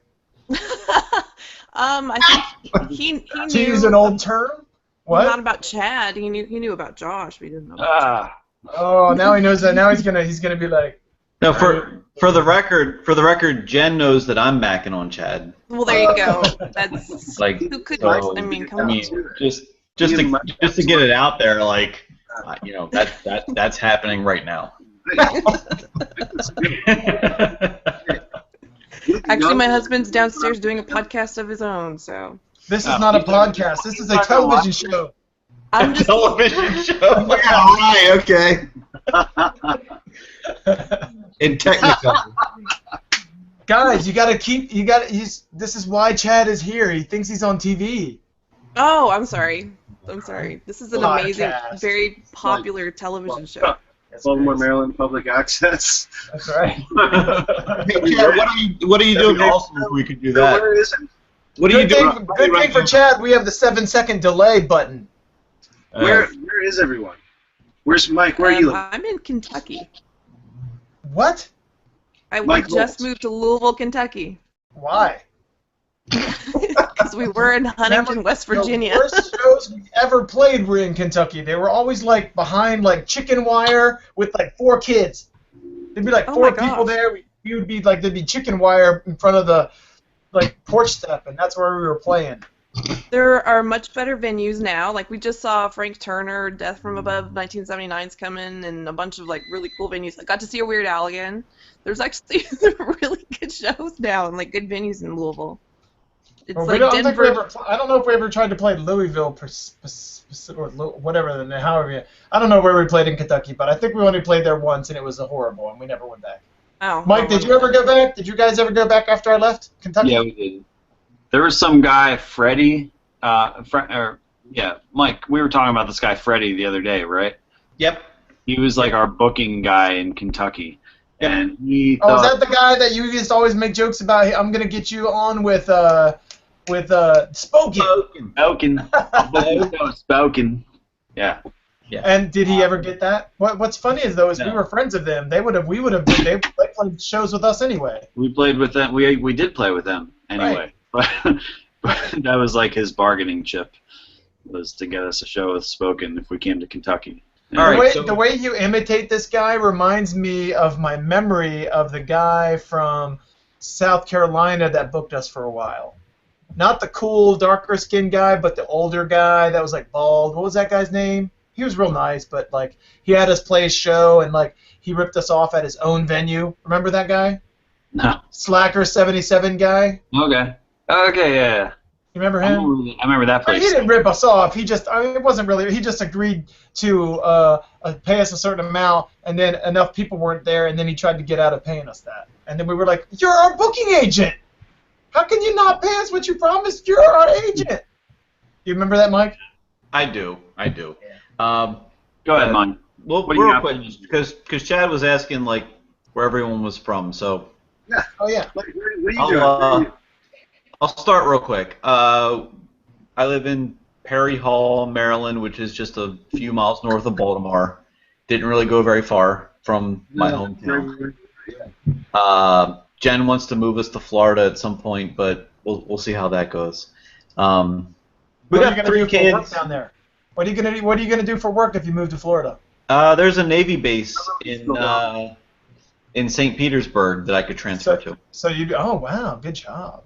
Yeah. Well, that would be awesome. So I could live 5 or 10 minutes from the Gulf of Mexico, and that would be kind of sweet. But Mike, what about the band? You could get all new Huntingtons guys, man. Yeah, I could just recruit people to play Huntington shows in Florida, because our Florida shows were actually quite good. Right. They were, and we'll call Marty. We'll call Marty and get him back out here. There you go. The room's full right now, but maybe if someone drops, we could bring him back in. So yeah, all right. So Perry Hall. Martin's pretty girls. I have 3 kids. I have an 11-year-old, an 8-year-old, and a 6-year-old. So we're busy with that.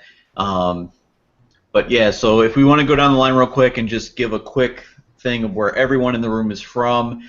I know everyone's screen looks different, but I'm going to be the moderator here and say, Brian Hardy, you're up next. Where are you from? Hello, everybody. My name is Brian Hardy. And I'm from Pasadena, Maryland, but I actually live in Glenbury, Maryland now, which is like 10 minutes down the road from the Baltimore area. Nice. All right, Brooke, you're in Kentucky. Yes. You were in West Virginia, and you decided West Virginia just is not secluded enough. I got to move to Kentucky. But Actually, she was from Colorado originally, right? Yeah. Yes. Yeah. Yes, I grew up in Colorado. I miss it terribly, but we moved to Huntington. I actually joined a hardcore band to play bass in Huntington. Yeah, that's how I met my husband. That's funny. He was the lead singer of a hardcore band called Holden Caulfield, and then things started sucking. There's a real big heroin and meth problem in Huntington, and we got out, so we moved to Louisville. Oh, I would understand. Now, where in Colorado did you guys live? Denver? It was Littleton area. Okay, yeah. I can definitely understand why you would miss that. I mean, that would be like if you grew up over in Portland area, and you saw all that stuff around you, and then you moved to Kentucky. I mean, it's beautiful and majestic into Nothing. crazy. Yeah, I know. Yeah, Yeah. I can see that. Brooke, I just thought of something terrible. I'm pretty sure this is the same night that that you had your first Christian kiss, but I think that night was the night that I was like, whoa, you live in Littleton, and this is like what, 2 years after Columbine happened, and Yeah. you drove me over to the high school, and we were sitting outside of the library where No, actually, You hit on her by asking her about her remembrances of Columbine? So, dude, No, actually- David, what was it like when the guy was I don't aiming a pistol at your face? think that's what I actually did, but yeah, I mean, I didn't have very much game, so I wouldn't pass me. Brooke, help me out here. She's like frozen sideways right now. Perfect. Hey, Josh. Hey, wait. Now we get to find out about CJ, where he's from. Right. Hey, Chad, where are you from? Where are you living now? I'm in Portland, Oregon. Been living here for 12 years. Wow. Dude, are you from Baltimore? Yes. What's that? Oh. I'm from Baltimore, yeah. Or D.C., Baltimore. I lived in D.C. for 9 years and Baltimore for 9 years. I've lived here longer than I've ever lived anywhere. Right on. Unless you count D.C. and Baltimore as one thing. But you're touring all the time, so you don't even live there. I've been touring a lot. Yeah, I don't live here much. All right. Yeah. All right. Hey, Chris, where are you living? I'm living in Baltimore, Maryland. Do you have any kids? I have no kids. Do you have a girlfriend? I have a girlfriend, and I play with all your kids, and it's great because I can just leave them behind at the end of the day. All right. Well, where do you work? I work at Gym Source. We sell fitness equipment for residential and commercial. So Show me your abs. you're so dumb. Hey, don't worry, man. They sell this thing that will paint abs on you. Yeah, I know. I put that on my Facebook. Hey, I'm gonna let the moderator go back over to what his duties, what he was doing already. You were doing a fantastic job. Like on my screen, Frank is next, and we know he lives in New York. Yeah, I'm in Staten Island, New York. I don't know if you guys are familiar with it, but it's basically like 20 minutes from Manhattan. So I've been here pretty much my whole life. And Is Billy Joel your neighbor? no, he's out in Long Island. Oh, I was thinking Long Island. Oh, yeah. Yeah. No, Frank, you were in what, Going Places? Right? Yeah. I was See? in Going Places. That's so funny. I remember that. That was so awesome when you were frozen. You were frozen in a way that it was really hard to tell what you look like. And I kept saying, he looks like the guy from Element 101. And then I said, or maybe Going Places. Yeah, so that's funny that you were in Going Places. That's awesome. me. Because I think we played one show in Staten Island, but that was you guys, right? Yeah, that was with us. That was after Cliff left the band. Andy was playing with you guys. I think it was December of 2001. And you were all like, this is a ripoff. No, I'm just kidding. That was a good show, actually. I don't know They were really great. if Josh or Mike remember it, but we got a pretty good turnout for that show. Yeah, I remember that show. Yeah. You got a CD collection behind you, Frank. I think that'll make Keithy kind of pretty happy to see something like that. Yeah, they're all gathering dust now. Everything's on my iPod. I really don't buy CDs anymore, but I can't bring myself to get rid of them. So Take a look at that, Keithy. Looking pretty good, huh? I sold my whole CD collection before I moved to Virginia. I sold it for $750. And it was like, so, I mean, there was a lot of valuable collectible CDs, but to me, it's like, I don't want to take all this. We're moving in a car, and the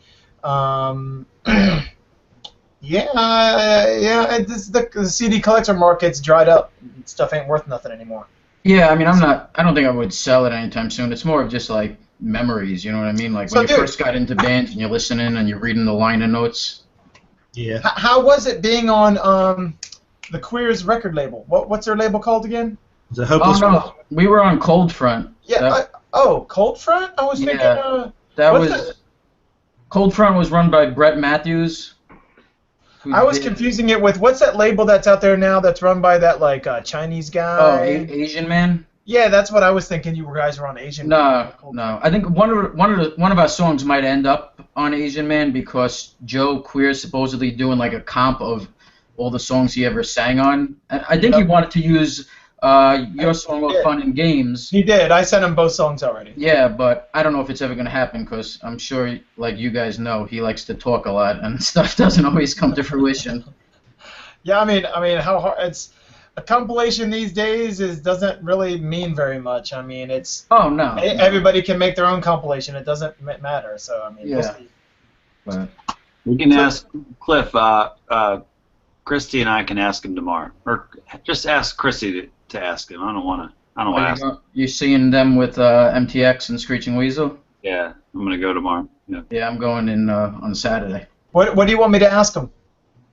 No, have her ask about like the comp or whatever if you want. I don't care. I don't know anything about it. I don't know if any of us care or if it matters. I mean, it's not going to mean anything. It would have mattered 15 years ago. It doesn't mean anything today. A comp doesn't mean anything anymore. No, man, we'll get royalties and we'll make like 15 cents. I don't think we'll get royalties. It'll be pretty rad. Oh, cool. Hey, Breakfast. Josh, where are you from? How many kids do you have? Are you married? What do you do for a living? Me? Yeah. My phone? It's your turn, man. I am in just outside Ocean City, Maryland, in a town called Ocean Pines, and no kids, married, dog and a cat. You married a dog and a cat? I'm married. and an angel food cake. And on the side, he likes to make cakes. That's right. I made a cake once. Happened to be right before the last show. My cat happened to knock it off the counter. Not a big deal. I didn't really care for cake anyway, but I just did it because it was going to expire or whatever. I don't know. And see, Josh, the joke was that because you weren't coming back. The joke was that you were going to all suddenly appear in Frank's frozen CD collection there, tied up on a chair. And honestly, that would have with been his CDs behind you. In my opinion, that would have been better, unless Frank was trying to rape me. I wouldn't be cool with that. But According to you earlier, you would have been raped. According to you earlier, you would have rather have gotten raped than make that cake. Here's the thing, man. Here's what happened. The next day, I went to work, came home, and because I rushed to clean up this cake because I got to get back to the show. Millions of fans just waiting, wondering what happened to me. And because I didn't clean it up very well and didn't use any kind of cleaning material, just picked up the crumbs and threw them in the trash. Came home from work, ants all over the kitchen, everywhere, and it's kind of been a nightmare to get them to finally stop. It's been about a 2-week ant nightmare. We have had the same 2-week ant nightmare. I think it has a lot to do with the season. It might be, but they just started once that cake fell. So. Well, but they can get through holes, man, that you don't even know are there.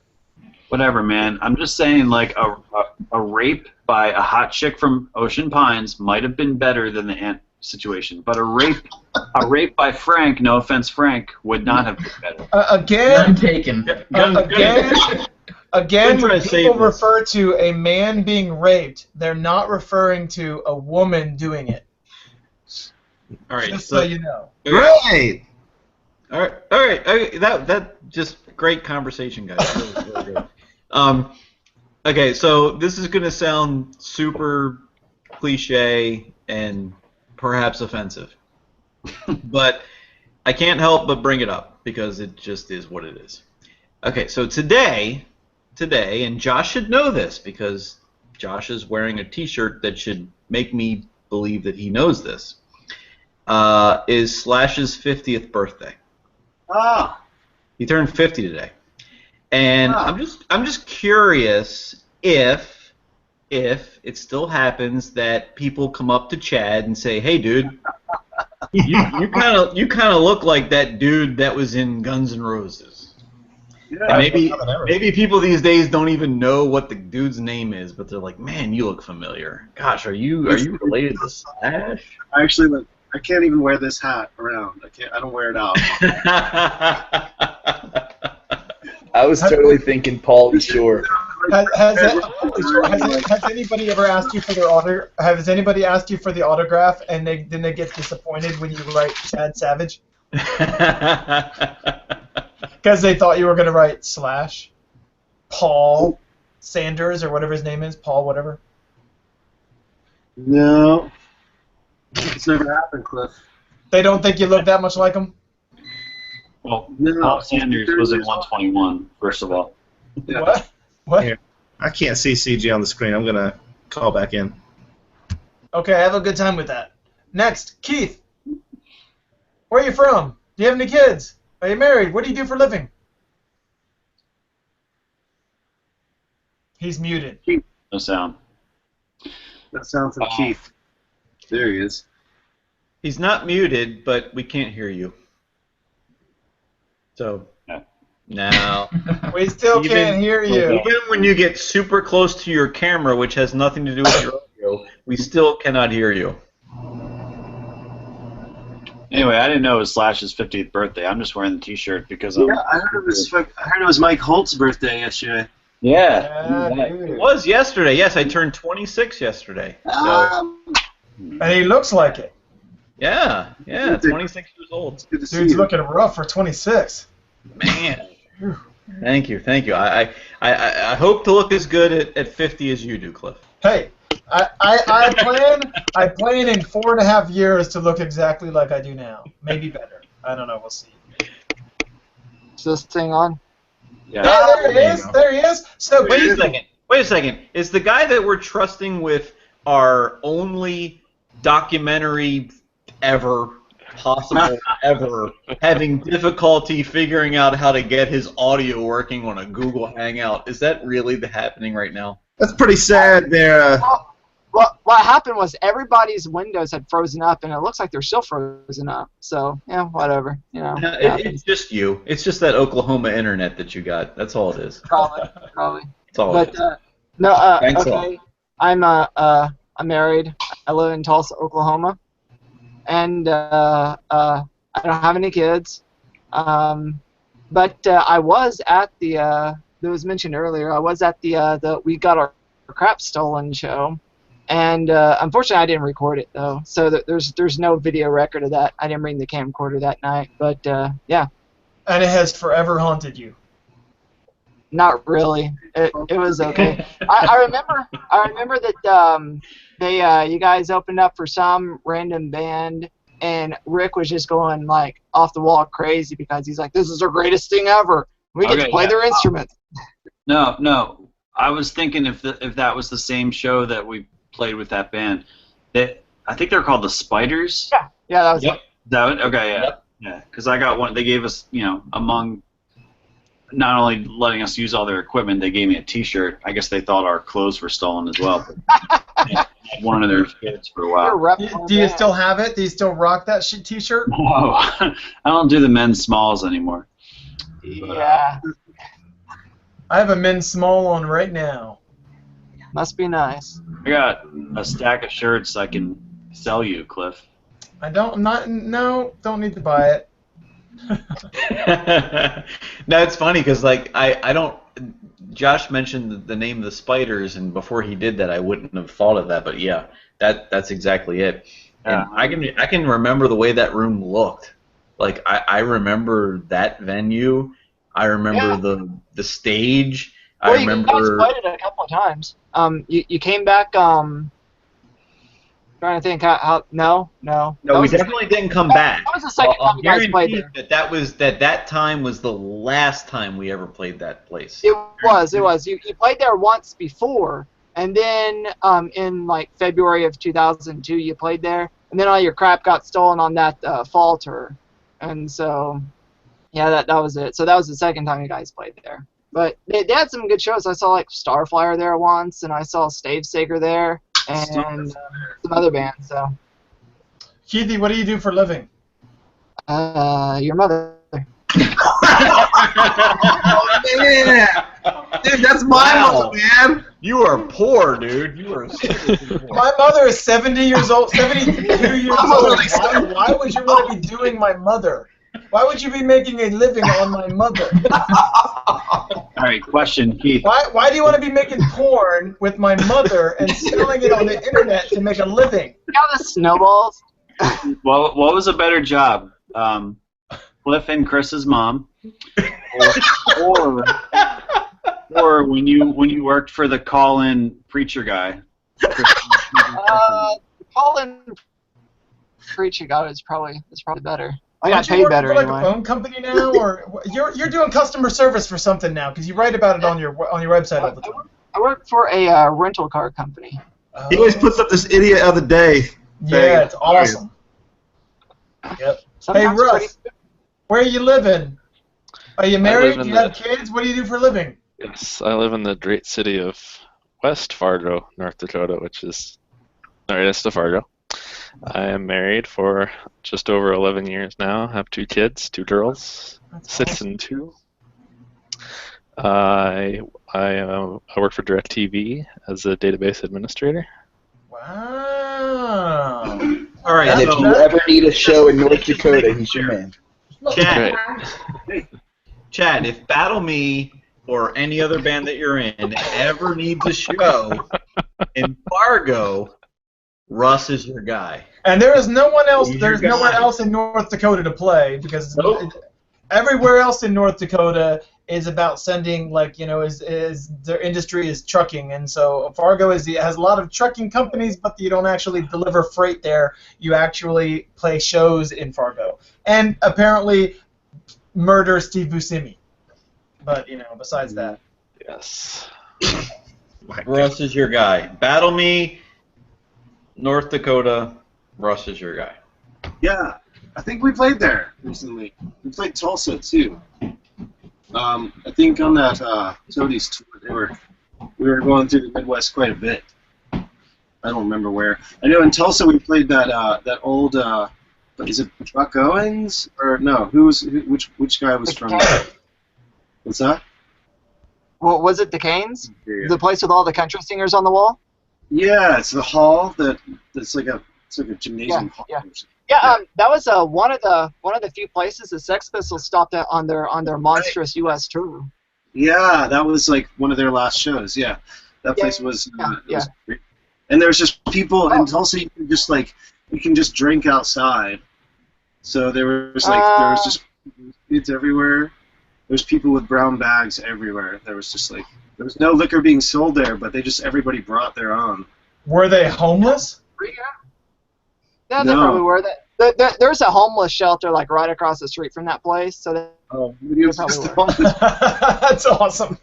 Now I've seen pictures of Keithy online drinking out of a brown bag, so it's not really I weird. think it's a Tulsa I thing. mean, Yeah. he does it all the time. It's not really strange at all. Which I have to point out, since there's a lull in the conversation, that I love the Sub Fatty that Chad has there, Yeah. and you should play us some tunes. Oh, I'm not playing any tunes. I might get weird or something, just like freak you guys out. There we go. Might throw a brick at it. What is that? It's a Moog. Yeah, Oh, it's a Moog? yeah. Pronounce it wrong. I don't know how to pronounce it. It's spelled M-O-O-G. I've always pronounced it Moog. So now it's gonna turn into a Joy Electric show. Yeah. Hey, Mike, is it a 10-person limit here on the show? We're at the 10-person limit. Yeah, I can pay to like activate a hangout that has 20 people in it, but I'm not going to do that. I don't want to do that. Lose. That's right. That's right. All you gotta do is a Kickstarter, man. They'll give you money for whatever. Yeah, I mean, the one show a year we play, Brian Hardy doesn't pay me enough to like start to get me a 20-person hangout, so I'm not gonna do it. Hey, if you start mastering records, he'll take care of you, man. That's what I'm saying. Well, Brooke's been trying to get back on, and she can't because T.J. Huntington took her spot, man. T.J. Huntington, it's your turn. Yeah, TJ. Hey, sorry. Say something, dude. Where are you from? Tell us that Back to the Future 2 sucks, and let's get on with it. Well, okay, so I'm from Omaha, Nebraska. I'm married. I have 3 kids, 2 twin girls that are 3, and 1 son that is 7. I work for Catholic Health Initiatives, which is a healthcare company, and I work on the hospital billing team implementing charging for them on the hospital billing team. So I make charges in the hospital billing system, and I also run a Back to the Future 2 fan club. Which has like members? 60,000 members. And all of them all of them think that Back to the Future 1 is not as good as Back to the Future 2. All right, so we've established that you live somewhere and you run a group of a bunch of morons. And hey, on October, thank you, TJ. Dude, I think it's October, whatever day Marty goes to 2015 or whatever, they're putting Back to the Future 1 back in the theater, like all over the country. So it's like October something. 15th this year. Box set too. They're gonna put all the Back to the Futures on Blu-ray for like the 35th time, and then also in the box set it's gonna be the entire animated series, and there's gonna be a 2-hour documentary, and it's gonna come in a light-up flux capacitor case. Wow. All right, so to make everybody in the room jealous, like super jealous, there's a theater here in Baltimore, and Chad and Chris and Brian. Let's see, who else is here? Yeah, Chad, Chris, and Brian are probably the only people who are going to know what I'm talking about.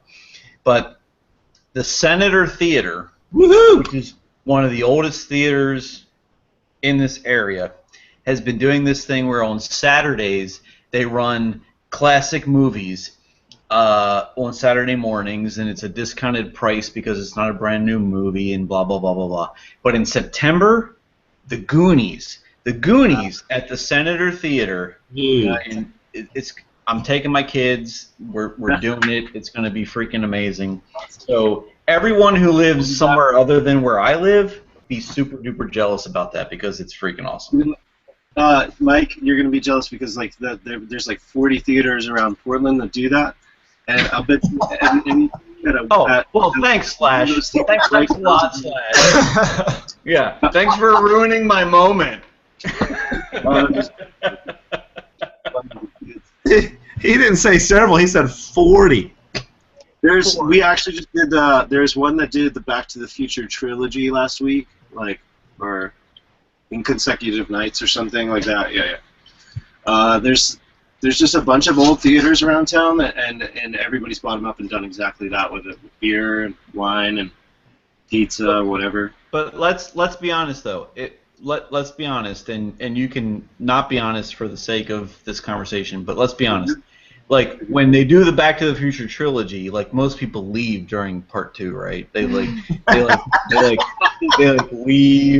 and then they watch part 1, and they're like, oh my gosh, Back to the Future 1 is so good, and then part 2 comes on, and they're like, intermission. They come back for 3 because they want to see the 1890s. Yeah, they go take a piss. They buy some popcorn. They do some meth or something, and then they come back and watch part 3. Dude, they make those shoes now. They make those shoes. They make all those clothes now. Yeah. It's true. It's 2015. I don't think the shoes automatically lace yet. The ones they released a few years ago, I don't think they auto laced. Right, they don't. We're still waiting on those. There's also the whole hoverboard thing. That was a big hoax.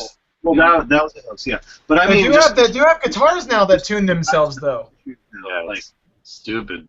Brian Hardy knows about that. About what? Taylor's. Right on, man. Auto-tune guitars. Yeah. I tried one out once, and it was horrible. That freaked me out. I went to play the reissued Les Paul Deluxe, and they had automatic tuners on it. That freaked me out, man. I'm not into it.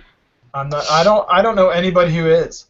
Well, that's because you're Slash, and at the end of what's that one DNR song where you like down, do whatever you want. You can't do that if you have automatic tuners. Yeah. All right, so I can tune in the middle of the song. So Chad, real quick, I'm being asked by Jen if you remember. It's probably been a while that you called us. You called us one time. I think it was like in the middle of the night, our time, and you were like, "Hey, oh wait, it's the middle of the night. I'll call you back." Probably. When was this? It was not too long ago. No, So it was like we were living in the other house. So it's been a while. all right. So Jen's memory is apparently. Because it's a time difference. He was calling to catch up. I know. It was probably, it was probably 11 o'clock my time, or maybe after, like. Mm-hmm. Yeah, it was funny because she was like, ask him if he remembers when he called us that one time. It was like, oh, crap, sorry, it's like way super late your time. Well, what's funny is you guys answered the phone. No, we didn't. It was like a message of like, oh, hey, this is Chad. Oh shit! Sorry, it's like really super late. Sorry. It was like, okay, yeah, all right, we'll call you back. But yeah, and it's been times when like he's done the tours with Battle Me where I think him and Battle Me and Toadies have played in DC, and it's just been sort of a thing where we haven't been able to work it out because having 3 kids and figuring out a way to get to a show in DC in the middle of the week is not the easiest thing. Yeah, and then you get home too. It's like rough. Yep. If you're drinking. So Chad, I have a question for you. Yeah. Because I don't know the answer, but so it's a 2-parter. Why actually did you leave the Huntingtons when you did? And the follow-up to that is, was it unexpected at that time by the rest of the band? I think I think that just the Huntingtons had run its course for me, and that the tour schedule wasn't gonna work for me. And I don't know if it was. I don't know, Mike. Was it a shock to you? No, it couldn't have been because we had Josh on that tour with us training. No, when he mentioned that he was leaving the band. Oh, well, he was on the. I don't know if it was. I think we saw it coming. I mean, he had a girlfriend at the time, and it's just anytime. It usually happened where a guy gets serious girlfriend, he wants to leave the band. I mean, that's almost the reason why. That's just about why everybody ever left the band. That's true. I forgot about that. I did get married shortly after. I'm sure that had something to do with it. Yep. Okay, thanks. Yeah, I mean, you look at our history of people in the band, and it's not, in retrospect, it's not odd to see people coming and going for a variety of reasons, but I mean, how many members have you guys had? Well, it's tough to come into a band that sort of has like an established thing and try to take someone who didn't really like participate in establishing that thing and expect them to stick around for any length of time. I mean, it's not really like. In retrospect, it's very easy to understand why people would come and go. Yeah. That was the nature of the band. Like, how many members have you guys? You guys have had a lot of members, right? Oh yeah. I mean, 19 or yeah, 20? yeah. Absolutely. And it's like, people come and go because we had a certain idea of what this should be, and people come in and go, yeah, I can fit that idea, and then you come and you're like, this idea was kind of cool, but now I'm kind of wanting to do something else, and yeah, that's cool, that's fine. So, but, yeah, something else doesn't really fit in the Huntingtons. Yeah, you look back and at the time it might have been difficult to comprehend. Well, gosh, why wouldn't you want to be in my band? But I mean, like, but now it's like, yeah, I can see why that would happen. And Josh Blackway was the only one. Yep. Blackway. Yep. Yeah, man. Blackway kills it. What made Josh stick around? The whole reason I asked that is because other than Josh, who's the staple and the mainstay, other than Josh, you're the one that I keep going back to in my mind as being that guitar player with the band. Yeah, and that's exactly the thing we talked about, like, right before we opened the link up to everybody to come in. It was like this whole thing about there's about 8 people who have this conversation about, like, what was the best lineup of the Huntingtons, and whatever. It's a subjective thing, and sure, everybody can kind of and it's all fine. But yeah, it is funny that still remains like one of those things, like, rawr. Really, that lineup was really, it was tough. It was cool. It was. Yep. Dave was a really, like, hard-hitting, tough drummer, and I loved that he just played the single bass, the kick notes, Right. He was the first guy that got us doing that on the fast songs, the single kick. It was really. Because when we realized that when you do that, how much easier it is to really click with that kick drum to just play all the songs, and we just felt so much tighter once he got in and did that. Yep. Yeah. So I mean that lineup was a lot of firsts. It was like a whole series of firsts of things, and it all kind of came together to say, hey, this is what the band is at this particular time, and it's cohesive and it makes sense, and it's like everyone's on the same page. And I feel like it was right at the time when the band was doing let's go Ramones. Let's go all the way fucking Ramones. Right. And that's tough. It's like we did it really well. It was really cool. Like, and like Mike's songwriting at the time was like you were getting into like DD stuff that's weird off-time shit that doesn't make sense. It was really cool. Yeah, it was kind of maybe moving a little less like away from the pop punk thing and more into the Ramones, and that in itself is going to make it tougher too, I think. Yep. And then we played Coney Island High. That was Dave's first show. And he messed up a little bit, and we saw. Remember, that was back then when we used to videotape shows just to watch back and see what worked and didn't work. What was that? What? Videotape shows? Where? Yes, we did. We did that a lot back then. Yeah. We like a lot of the stuff that Mike would be able to send you would have been like. I think he has on video. Don't you have on video, Mike, the show where I fell off the stage in Texas?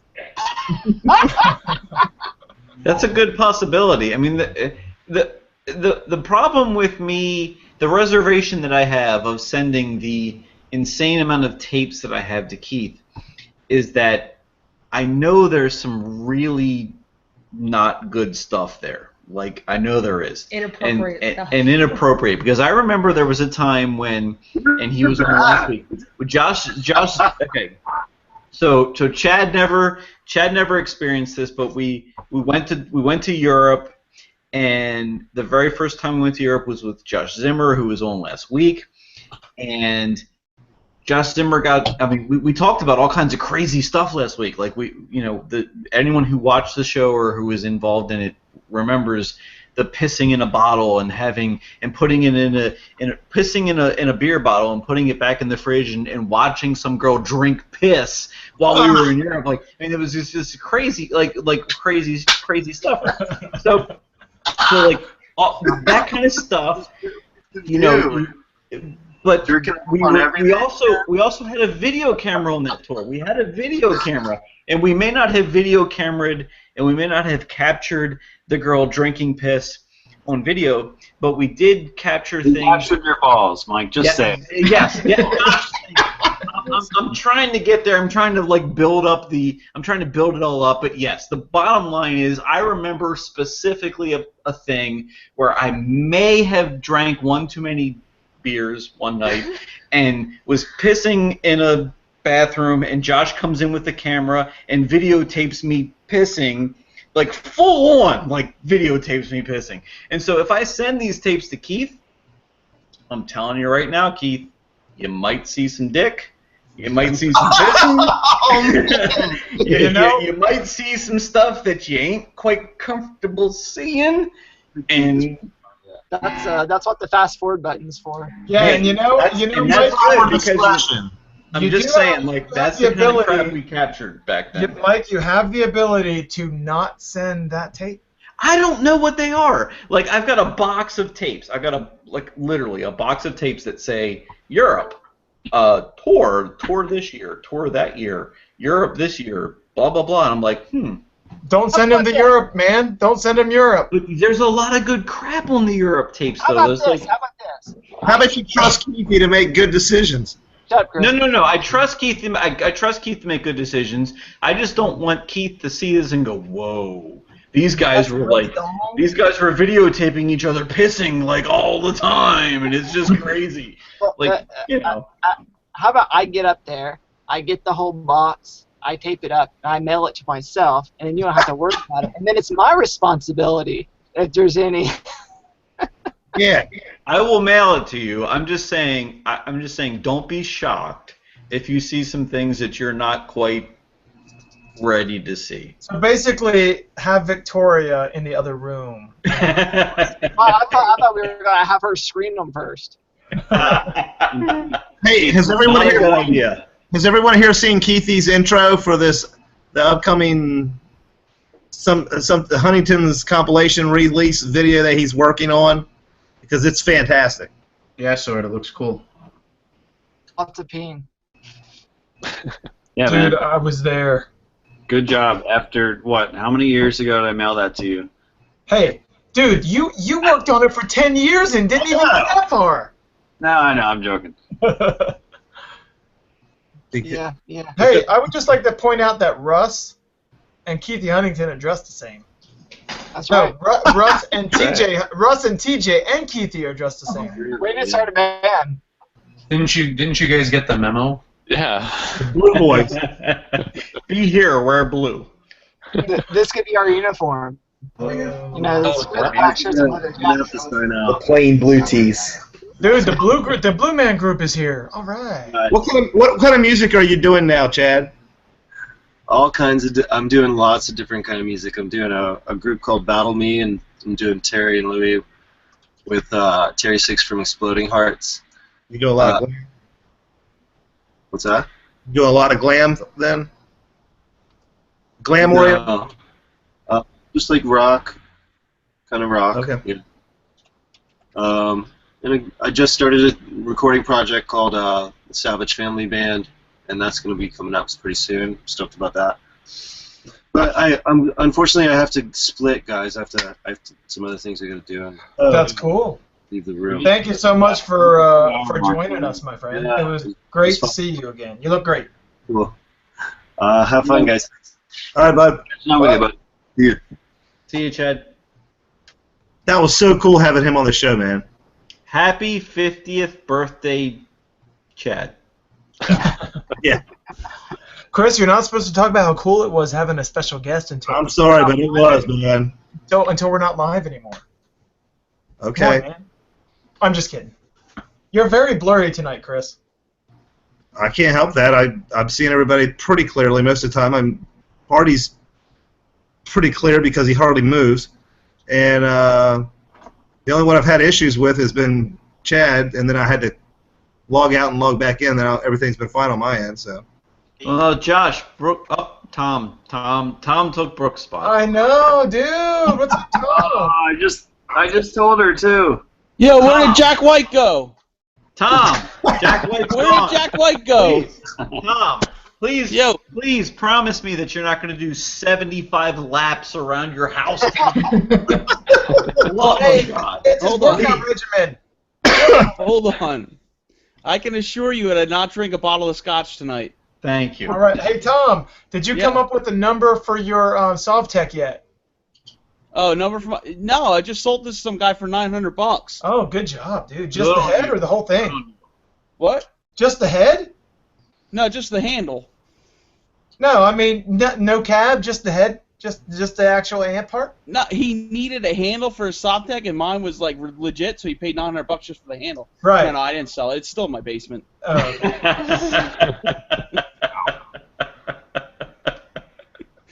No, well, if you come up with a workable number, I might be able to convince my wife to buy it. That's what I'm saying. Well, For me. you know, I'm getting more and more hopeful because now you're into the electric guitar thing, and then you posted a thing about the Epiphone. You wanted that, and now it's like, wait, he might be back and actually wanting an amplifier. So. Yeah. Except for I'm not getting the Epiphone. I'm good with my Blue Monster. It's awesome. So. Have you seen it? No, Cliff. All joking aside, as much as I hate you, I'm totally joking. I don't even know you, so I don't hate you. But no, all joking aside, if I sell the Sovtech, it's going to be sold to you at a very reasonable price. Okay? Dude, that's awesome. I would like that. It'd be nice to have the old, the same amp that we played all those that we made all those records with. That'll be fun. Yeah. No, I'm being dead serious though. From one man to another. If I sell the Sovtech, it'll be to you at a reasonable price, okay? Yes, sir. I'll put my wife in touch with you. Send me your email. All right. My birthday's November 6th. That's probably when it'll be, somewhere around there, if we can save up enough money. Okay. I'll have to do a couple matches. It literally just sits in my basement, so I can figure something out. Cool, man. Right on. Hey, so Tom, Tom, I have your old amp as well, right? Didn't my JCM 800 come from you? Yeah, you have the 2-channel JCM 800? And I traded you the 5150? Basically, right? No, you bought... Jeez, I forget how this worked. No, you bought the JCM 800 off of me. I bought a 5150 from a music store, and I hated it, so then I ended up putting that on eBay. Now those are good if you tube it right and you dial in tone. It's really good. I know it can be, but from what the way I had it and the way it was set up, it sounded like a classic bedroom rocker, like guy that doesn't know what he's doing. Oh yeah. Well, this is the thing with it is you have to put certain tubes in it so that you can really crank the mid range because it's a totally scooped out amp. And it was completely stock with the 6L6s, so it was kind of garbage. I think like even the bass amp that got stolen, if we want to rewind back to that particular horrible incident, I think I even got that from Tom. I think I even bought like the. You did. I think I bought the Hartke. So what? You're basically just like a Huntington's, he's a supplier. He's a supplier. I know. He is, man. I'll tell you in about 2 minutes. I can tell you what it is. I started cutting grass when I was 11 years old. Every penny I made from cutting grass, from washing dishes at a pizza shop, from pushing carts at Sam's Club, did not go into cars, did not go into girls. It went into music equipment. All I spent money on was guitars, amplifiers, drum sets. That's all I did. And it was top-notch good stuff that I was able to, work my supply up to. So that's awesome. That's cool. So yeah, I bought the Ampeg cabinet from Sal in Element 101. That then we met you. My brother drove out in his Dodge Caravan and met you out at Harrisburg at Conrad's little thing that he was putting on. That's when you bought that cabinet off of me. Somehow I ended up with your Hartke 410 that I still have in my basement, Mike. Oh yeah. Once I got the Ampeg 215, I flipped back the Hartke to you, and yeah, that's how that worked. That was payment for the Huntington's retarded split. Yes, yeah. See, all full circle. Yeah, man. I didn't have a cabinet left, but I needed one. By the way, I'm super hurt that I was not able to tell Josh. Nobody remembered to come back to me, so it was my turn to tell Josh where I live and about what I do for a living now. I'm very hurt by that.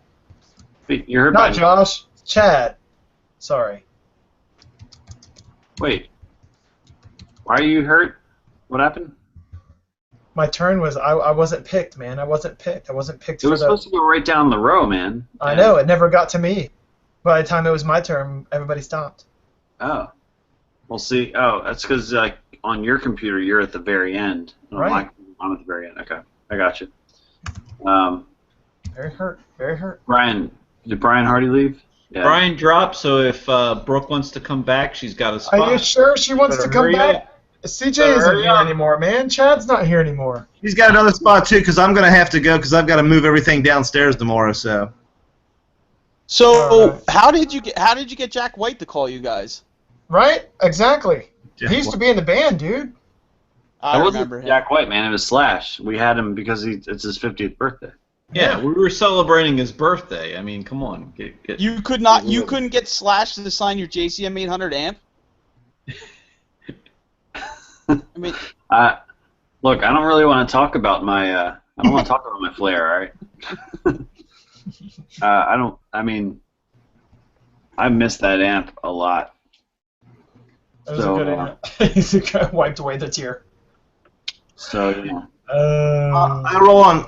Take care, guys. Good to see you, CJ. Thank you very much. He's not watching. And TJ and Keithy.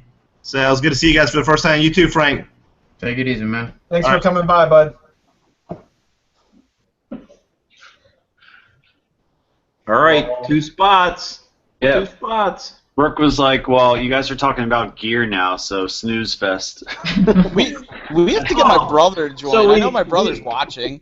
We convinced 2 people to leave, and now it's snooze fest. Okay, sure, yeah, all right. Come on, Anyway. come on, Brock, come back in. Yeah, but you gotta. It's a delay, right? So you gotta wait like 3 minutes for her to see you say that. Yeah, that's true. That's true. Did Chad play on both Get Lost and Plastic Surgery? And Yeah, Philo and Ramones too. Yes, he did. He played on all 3 of those. Well, Philo and Ramones, he did like 2.5 guitar solos, and then he did a vocal. I think I did all the rhythms, and then he did half the guitar for Plastic Surgery and Get Lost, and then he quit the band after Get Lost. But he's that's right. Did he do the split with Darlington too? Well, he did, because those songs were recorded during that same session, but Josh Blackway is pictured in that, I think, right? No, I think it was CJ. No, that's CJ. It's still CJ in there? Okay, so he did Yeah, that. the bowling alley pictures were with Chad, yeah. Oh, that's right. But the 4 songs, the 4 extra songs that were recorded later, was that back with just me on guitar only? Chad didn't play on those songs, right? I Don't Like It and all that stuff? I think you did not play on that, and I remember it was a thing where like you asked the other guys if I could be pictured since Dad didn't actually play on it, And they said no. And they said no because we don't even know if the guy's going to be in the band because he's never actually played with us yet, not even once, which made sense. But so it didn't matter. You still put Chad in the picture, even though he was already out of the band. So I don't know. I guess it would be better to have him than a guy who ends up not playing. You ran into that situation, Cliff, a little bit. I know, like, right, like. We did. Yeah, because wasn't on Fun and Games. It was actually Tommy that did that with Brad in the picture. Yeah, and we had a big falling out with him. He just got really weird, and he just really more than anything with Tom. He was a totally good guy. He's a good friend of mine to this day. He was a really, really, really good guy. But we were very much. He was our first attempt at having a second guitarist, and we were very much me, Mike, and Mike. It was the 3 of us. We had a certain dynamic. And this other guy comes in, and he didn't joke like us. He didn't think like us. It was just totally different. So then Brad was the first guy. When we met Brad, which is weird because Brad was Tommy's friend, came to the studio when we were recording Fun and Games, and we just got along with him really great, and he was just hilarious. And so when we kicked Tom out, then we were like, hey, Brad, do you want to join the band? And then Brad joined the band. But from then on, it was never a difficulty figuring out how to have that work. We grew up.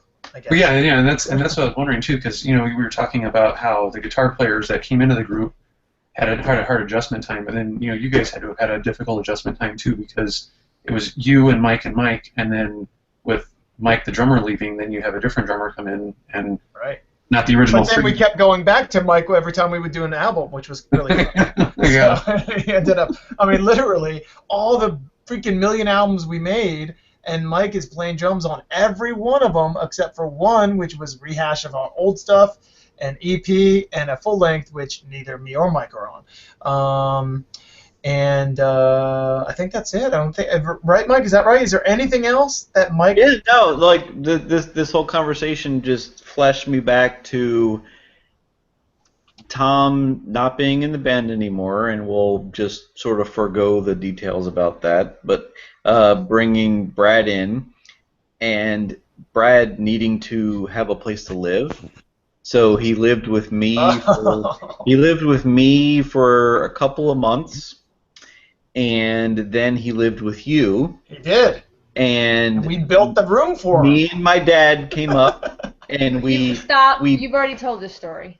Yeah. Yes. On the show? Yes. When? Yeah, it was 4 weeks ago. Oh, Pete, go edit some video or something. I don't remember this. Had I left for the day? Yeah, I don't remember doing this either, but we built This a is room. an example of Mike having a terrible memory. Yeah. So we built a room. I never heard it. We built a room for Brad in your basement, and we pumped in air conditioning to his little room. And you also said how you used to pee in the sink. We used to piss in your sink. Yep. We did. Not just us. All the Philly guys would come down and piss in my sink too. Remember that? Like everybody pissed in my sink. Everybody. And for reference sake, it wasn't like a sink as like a kitchen sink. It was a utility. It was a utility sink where the... Oh, that's my urinal in my basement. Yeah, exactly. So we piss in it all the time. The slop sink. Yeah. But it was my sink. I washed dishes in there. No, I'm just kidding. That was back when like a band practice would be like 2.5 hours long, of which we would play about an hour, and the rest of the time we would go and buy.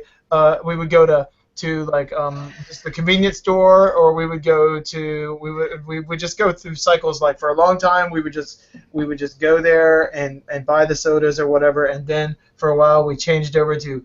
Remember when we would go to Burger King all the time and buy strawberry cream pie? We all loved it. Yes. We were all like, "Oh, this pie is so good, strawberry cream pie." And it's been confirmed through outside sources. I won't mention his name, but it rhymes with Ryan Barty. That I've already told the story about pissing in the sink. So apparently I did, and it's getting late in the evening. I have no memory of it whatsoever. Apparently, I had gone for the day when you guys. Yeah, it's certainly possible. But in any case, yeah, Brad. Why on earth were we even talking about TJ? Yeah, it was about You bring up these weird things, and you get us on these tangents because you like Back to the Future too, and it's like weird because I don't understand what I'm supposed to say now. What are we supposed to do? No, we were just talking about some history. We were talking about some history, and then Brad left the band because we just noticed.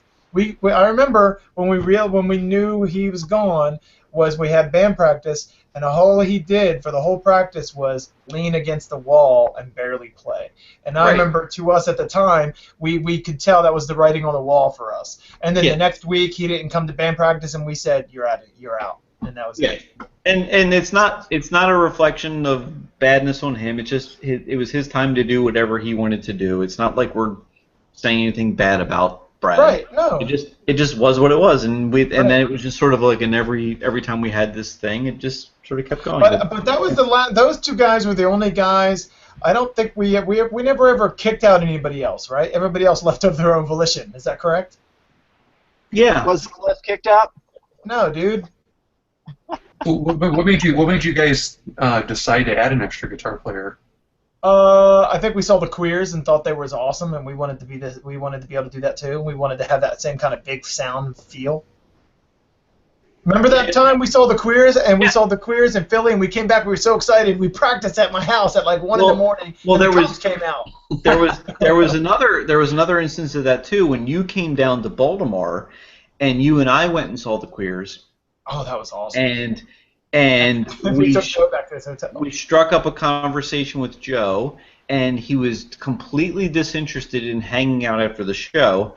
He was like, I just want to go back to the hotel. I just want to leave. And we're like, all right, cool, we're leaving too. You want to ride? And he was like, cool. So Cliff and I drove him back to his hotel, and he sang queer songs in the back of the car. It was all kinds of like weird, crazy stuff. But yeah, Awesome. I mean, it was like, yeah. So there was a lot of weird things that happened back then that sort of like influenced the way we thought about how we should form the band and how we should mold it and what types of things we should do. And that was one of them. We saw him in Baltimore. He was super cool. He's like, yeah, man, I'll take your ride home.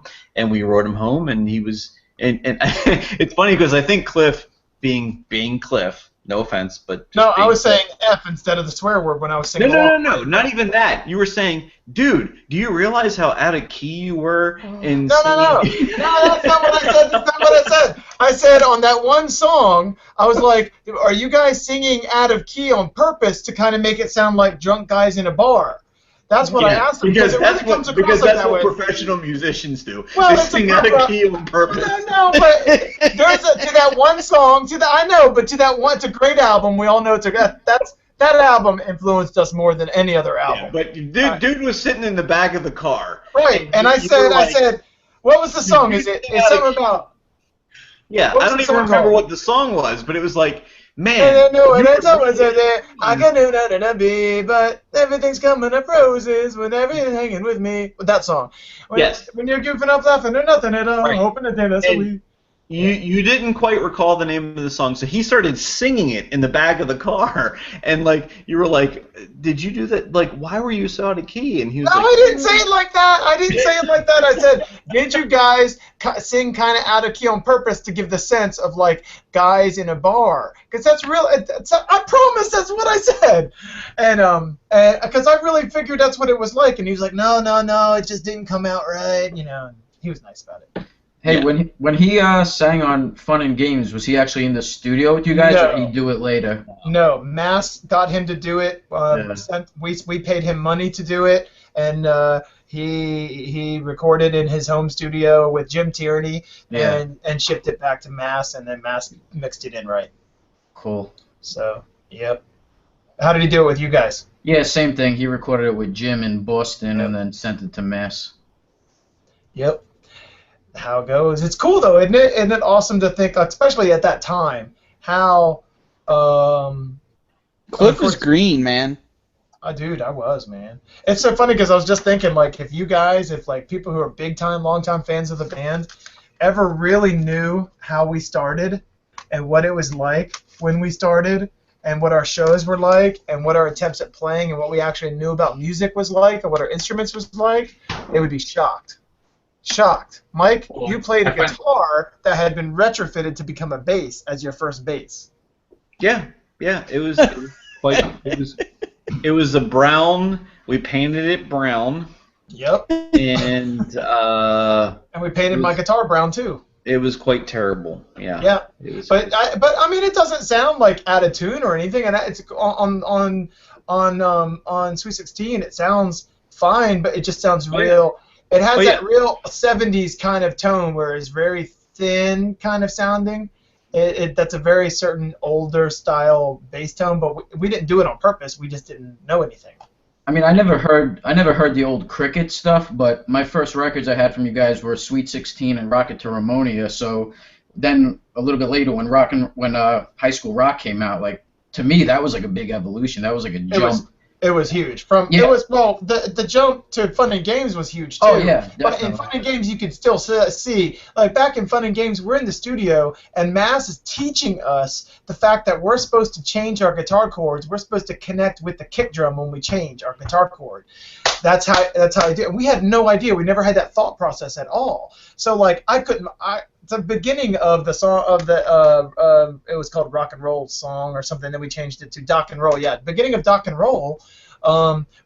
we did that, and I couldn't play the little clean guitar intro on time with the click track. I couldn't do it on time, and he just finally had to take the click track out, and so it was fine. I mean, you can't tell, but it's just like we just didn't know anything. And on Allison's The Bomb, I couldn't do that on time. He had to record me once, and then just with a keyboard put it in every time. Yes, we literally. And that's amazing. Like, yeah, do you think about it? He recorded Cliff saying, "Oh," on Allison's The Bomb, dumped it to a keyboard track, and since we were recording on 2-inch tape, it wasn't like this digital thing where we could sort of just like paste Move it around. in. Right. We could paste in things like you can now. So he would run through the digital tape, set up a track, and he would hit the key on the keyboard for "oh." So every "oh" you hear on Allison's The Bomb on Fun and Games is a keyboarded "oh" that we recorded one time and that we dubbed in. Did you guys recreate that for No, we did it right. We did it right on the album. No, every future thing, dude. The Mass Georgina experience with Fun and Games was the eye opener. Yep. Okay, it was like because good grief, let's just be honest, Sweet 16 was recorded horribly. Like that anybody even still listens to that is like big amazing. muff pedal on the guitar. It is horrible. It's just absolutely horrible. So like you go and you get this nice budget and you record with this guy that recorded The Queers and he worked with Billy Joe and there's like all this kind of cool stuff and you're like, whoa, you're overwhelmed. He teaches you all this amazing things. You come back, you do High School Rock, you build on that even more, and then by then you're like, okay, we got it. We like, not that we're pros or like we know everything, but you figured out a little bit enough to go do it on your own. Right. So that was just the stuff you needed to just get you set straight to say, look, guys, this is what you're doing wrong. This is what you're doing right. Make it work, and then you could go from there, and you just kind of figured it out, and that's awesome. And in High School Rock, the reason it was such an evolution from Fun and Games to High School Rock is everything we had learned, and not only learned in Fun and Games, but then developed while we were on tour. We like half the songs that we were playing on. We used to write songs so fast back then that half the songs that we played on the Only tour in 1997, which we went on that tour at the same time that Fun and Games was coming out. So Fun and Games just comes out, and half of our set list was the songs were the songs on High School Rock. Like literally half of our set because we were just writing songs like left and right. Which was super stupid in retrospect because like you're playing songs that no one knows. But no one knew any of our songs anyway. Well, yeah, but if you think right, sure, yeah, exactly. But if you're thinking, oh gosh, we're going on tour for this album, you at least assume you kind of take on the assumption that you got to play songs on that album, and that way people kind of know you're on tour for this album. You play songs, dude. Freaking 75% of the songs weren't ever recorded, didn't have full lyrics, and we're like, you know what? These songs are way better than the ones we recorded. So we're like, let's play these. We were playing for ourselves all the time. Exactly. Yeah, we were. We were playing for ourselves. I still think that's your best record. Like I know Cliff, you always say you like Get Lost, but for me, High School Rock. That's the one. Well, that's because you're a sucker for the Queers and Screeching Weasel. If you were a sucker for the Ramones, you would be all about Get Lost. Dude, look at my wall back here. He makes a valid point. But I was going to say too, I don't like Screeching Weasel either, but High School Rock is my favorite album. Yeah. I have that cassette tape. I had that cassette tape in my car all throughout high school, and I can tell you the one side is yellow because it just stayed in my car the entire time I listened to it. Everywhere I went in my car, all the time, back to back. I have to say, I'm surprised that so many people like High School Rock when for so many years you couldn't even hear the vocals. I vote for Get Lost. You couldn't even hear the vocals on High School Rock. You know, it was just like all thin, crazy sounding guitar and then a little bit of drums and no vocals, and which is why I'm so proud of the remaster I did, because you can finally hear the vocals and really tell that the songs are freaking great. But you're looking at it as like an engineer or more of a sound guy, like as just like a guy listening to music. The songs, I think. Right. That was the best grouping of songs, and it's not to take away from Get Lost is a great record, Fun and Games is a great record, Songs in the Key of You, they're all great records, but I just think that was the best collection of songs. I would say there's three styles of the band. You know, there's High School Rock was the culmination of everything we built up with from Sweet 16 to Fun and Games when we just wanted to be the Queers and Screeching Weasel, right? And then after that, you've got the Ramones stuff where we just wanted to be the Ramones. And then finally, after I left, then the band got to be its own true entity. Right. And now, like we have when we play, we have this huge catalogs of songs to play, which is funny because we just play the same ones all the time. Yeah. You know, because it's the ones that we know and learned what really just works live, and that has that push, and you can have that fun show. Right. So that's really that. But we just learned so much from Master Genie. It was awesome to have learned that, have somebody like of that caliber take us under their wing and really teach us, because that's what it was. And he saw in us just the natural ability to write really good songs, and that's what's there, even on those records. But the reason I like Get Lost so much is, other than one song, every single song, not only the performance and the songwriting, but the mix and it's just so daggone good. I still to this day I just love it. I mean, even the songs that we don't play, just so good.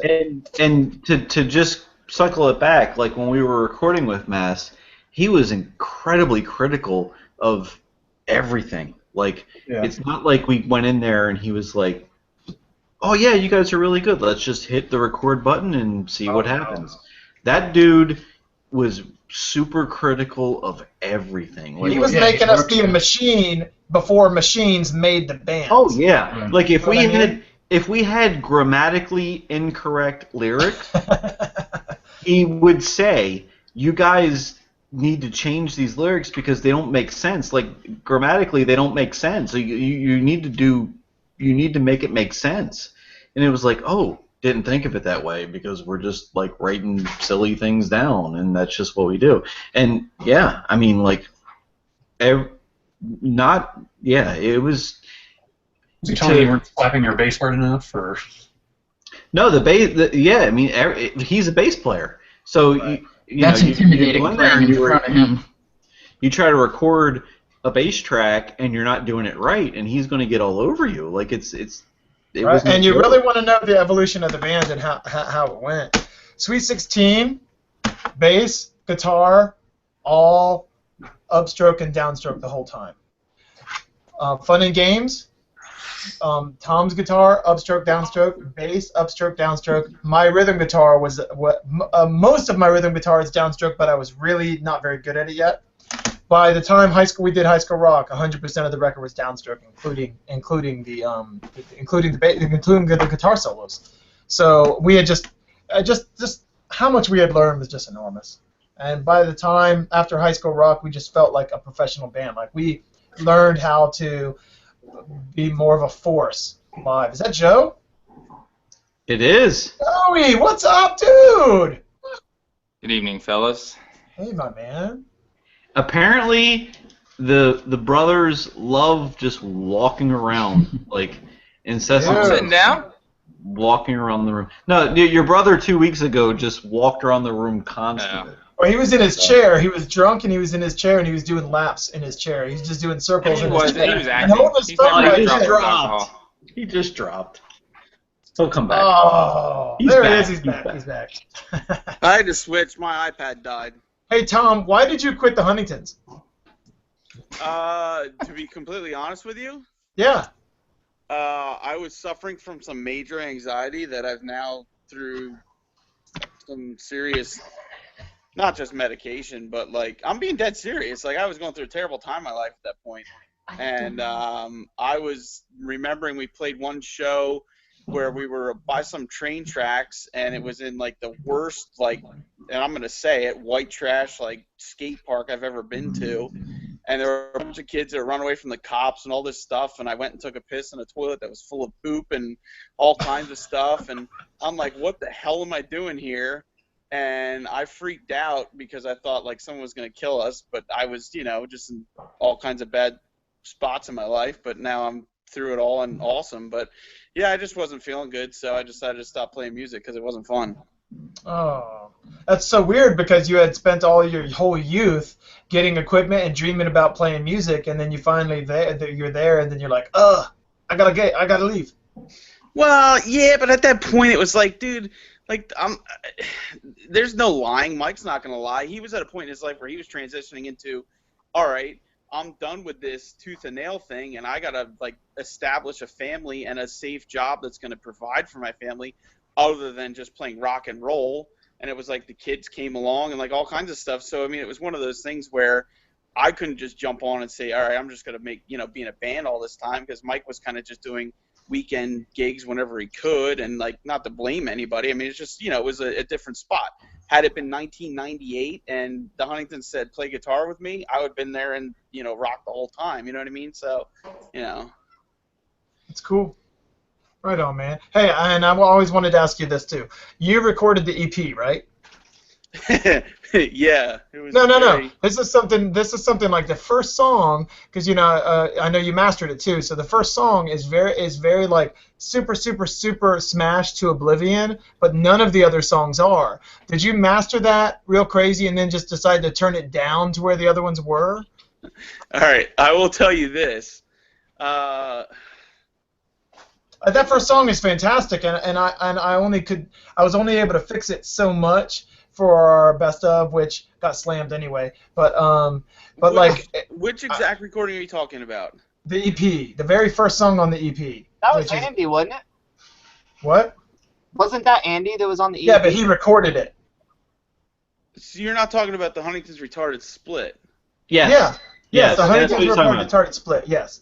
Well, see, that was really weird. See, I recorded that with Cool Edit Pro, and it was being all recorded through. Rick had recorded drums at Clay Creek, and at Clay Creek, Rick did all the drum tracks, which was done on I don't know whatever they did.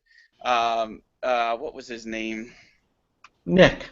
Nick had then mixed down the drums, and when you're mixing down drums before you have anything to go by, he's like, I guess this is what it should sound like. Mix the drums down to what best he can remember a Huntington's record would sound like in the final stage. And then we took those mixed down drums and recorded everything on top of it. So you put the drums as one track? Drums were one track. Oh, see, wow. That's the whole thing. Why didn't he send them to you as they were, and you couldn't import them? You got to remember what year it was. 2000.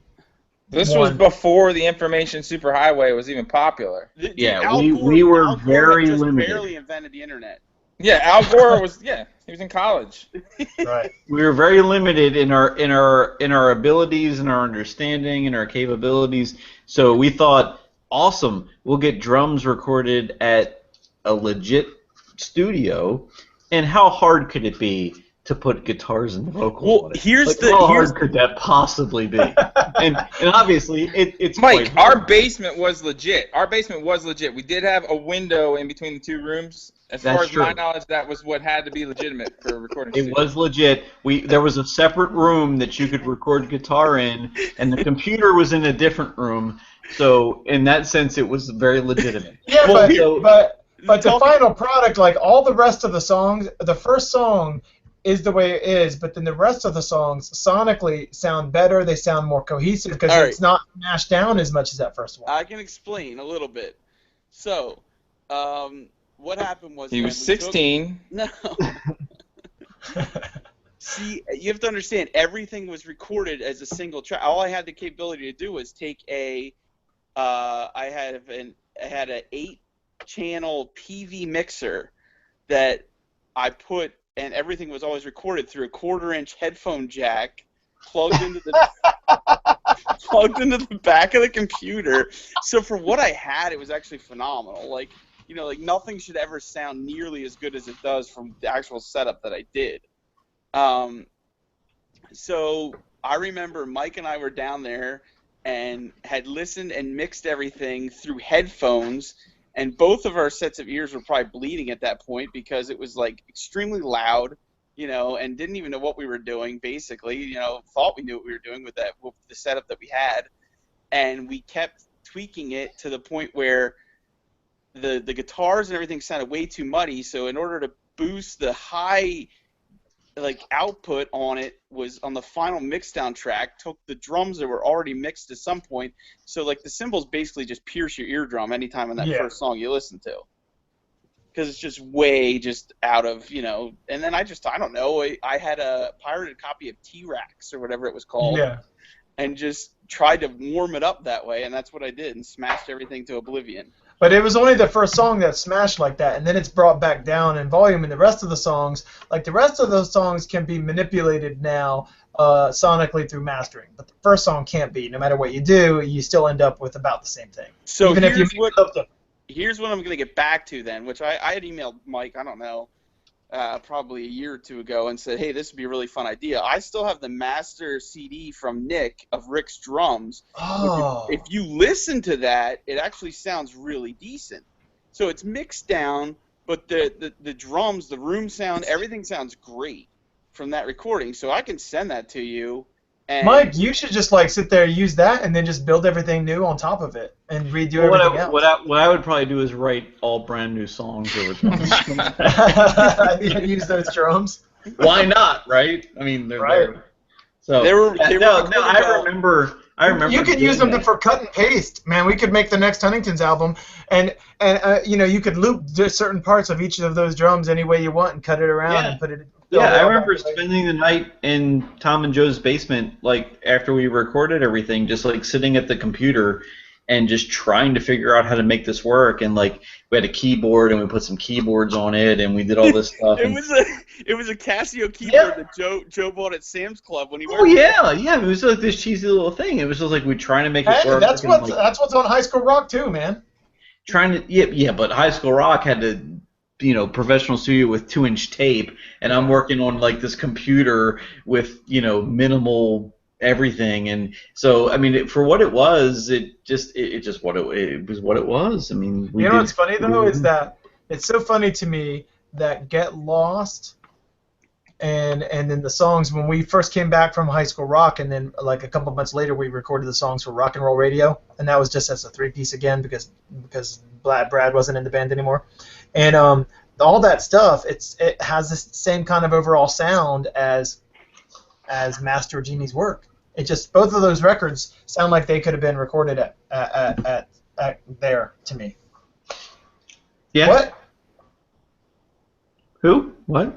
I said what? I'm seeing Joe over there talking. Or not Joe. Hey, so by the way, Joe, somebody asked who you were. Which was in the guy who was the guy in the band? Was it Joe or Tom? And I wrote him back and I said Tom was our Tom. Joe was our internet guy back in the day.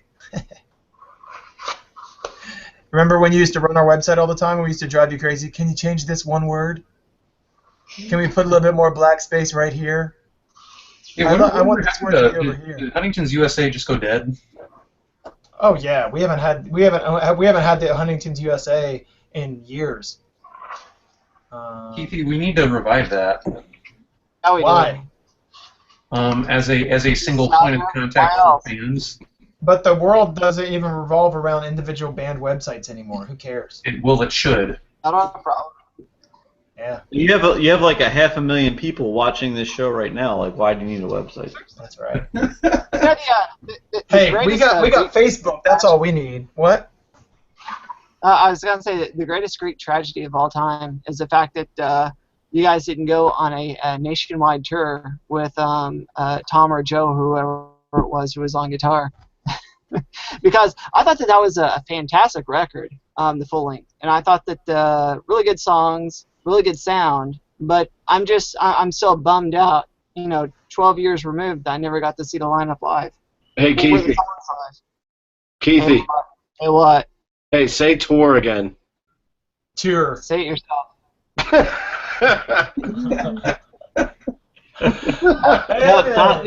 Tom did play that. Tom played rhythm guitars and lead guitars on that record. So I have video footage from one of the shows. I think you said between songs is his third show to play with you guys. So I was really excited to have that just for nostalgic purposes.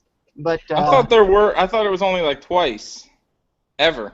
One of them was. I think it was twice ever. Was with the but no, Joe recorded and maybe he did. Maybe he wasn't the one that recorded it, but I think he was, or he had something to do with the. We had like a little, maybe 12, 15-minute video of us recording that record in the studio that he kind of chopped together and put a little sort of thing together for, and I mean that was actually kind of a cool little video too. Like just I forgot about that. I don't know where it is.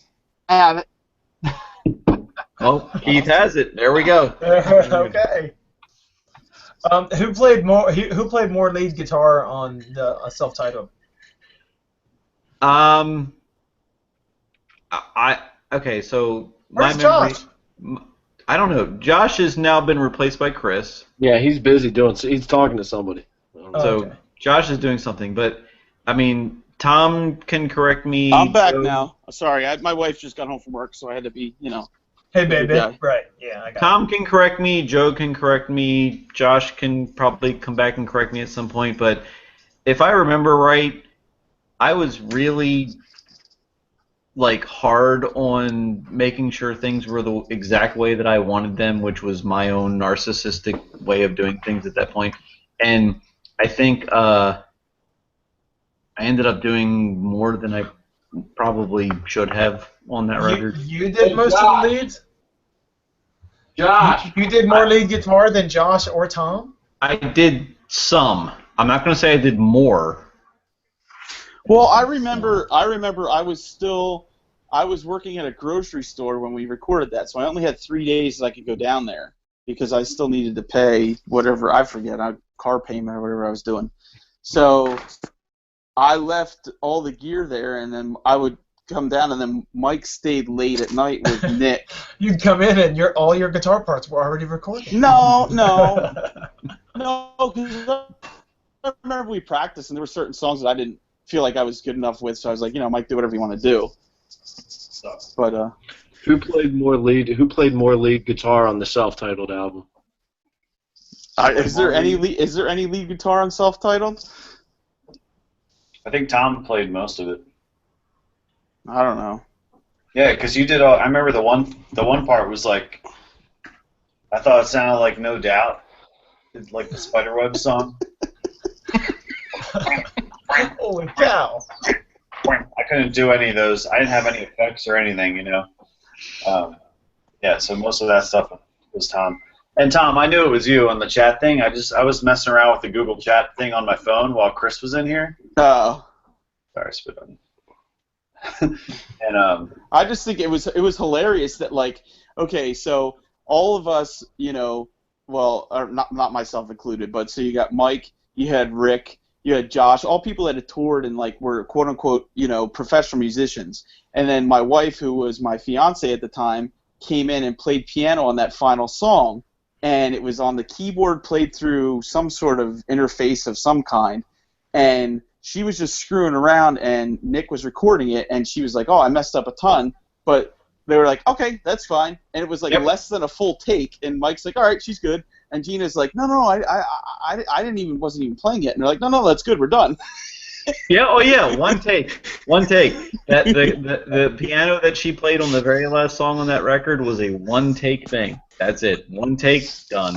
And it was fine with you? Like you didn't think it needed to be better? If you go back and listen to it, could she have messed around and made something sound she hates different? it. She hates it. Every now and then I'll play it again. And she hates it. It's fine that she hates it, but timing-wise, note-wise, there's nothing wrong with it. It just fit. It was good. She did it in one take. We're like, okay, that's good. Let's go. Who played piano? Was it Tom or Joe? I can't remember. No, it was Tom's wife. Dude, we just talked about this. Joking, man. I'll play anything. I hear Jen. I thought it was great. Personally, it's one of my favorite songs you guys did. So I never noticed anything wrong with it. So you can tell her I said that. All right. The interesting thing about the solo album or the self-titled album is that is the only time. I'm pretty sure this is right. That's the first time that Mike's falsetto makes an appearance. Yep. So that was Where? cool. Which song? Track 3. I can't remember what the name of it is. I think didn't Steven Sorrow do that though? He did some of it, but he didn't do all of it. What song is that? I don't even remember what track 3 is. I have to pull up iTunes. Here, I'll look it up. It's the song before I Just Want to Feel Alive. I can't remember what it's called. I would tell you, except Chris Rockville just rated all of my Huntington CDs. I have none left now. The only time I remember Mike's falsetto was on the Radio Years CD. I've been waiting. Yep, that's it. Yeah, that I Just Want to Feel Alive. I think is one of the best songs you've ever written, dude. I told you that before. That's a great song. And one of the worst music videos I've ever seen. 35 millimeter, man. Way to go, Josh. I got an A on that, man, in my film class. Was the band even in it? Yeah, we filmed it at their basement at practice, you know. But it was like I was literally like in college in a film class, and it was like you have to make a film for your final grade or whatever. And so I was like, all right, I'll make a music video for our new record. But it was all 35. Yeah, it was on film. It was on film, but he could only record like 10 seconds at a time. Yeah, because it was one of those old like 35 millimeter like click click click click click, and then you have to like reset the thing or whatever. So like, dude, timing that up with music was really hard. You know, to lay off me. Oh, I'm sure it was. And it was probably super hard to cue up the Chrysler Corsica convertible to the part you wanted to show a sports car. Dude, I was in South Street in Philly, and there was a convertible, and I was like, you know what? Baby, put the top down as a lyric or whatever. I was like, here we go. Click, click, click, click. Perfect. We got the And the thing is, the only videos on YouTube are just the song with a solid background. Yeah. That I don't know. That's not Keith. Every now and then I'll do a YouTube Huntington search, and everything that's not Huntington's disease comes up with. That's very true. Every now and then you'll find the clip of, and for some reason it seems to come and go. I think she was Italian. There was a girl that recorded at the Thunderdome, where it was like 4 people standing there when we played. That video will come up every now and then. Well, I don't know, man. All I know is there's no. I mean, good grief! Why shouldn't the video of that song be on here? Because I made it and I just never put it on there. Well, why don't you do that, man? Well, because I don't know how to convert 35 millimeter film to YouTube, but Keith does. I still have it on. I have it on a DVD. You used to have it. It used to be on your website to be able to watch. Well, it's on a DVD. Man, I don't know. Like I mean, the freaking Stivs video is on YouTube. How can the Huntingtons video not be on there?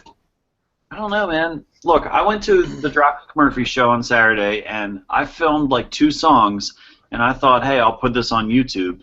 And it is still a week later almost, like, that sounds about right. Uploading. It's still trying to upload a 3.5-minute video to YouTube. All right, I got a good question for Mike, now that Mike's back. Mike. Yes. Do you remember when you and I each made $300, kids from Lancaster who wanted to record in my basement and wanted you to be the producer? Do you remember that? You were breaking up a little bit. Say that again. Okay. Do you remember making $300 each of you to have you produce and him record some band from Lancaster? I feel like I do. Like they were the worst band ever, and they came in, and I remember the look on your face when they started playing, and you said to the drummer, never hit the kick drum, because every time he hit his cymbal, he'd play the kick drum for every snare hit, right? Like opposite, and every time he hit a cymbal, he'd lay off everything, and it'd just be like, yeah. I don't know, I'm just remembering this.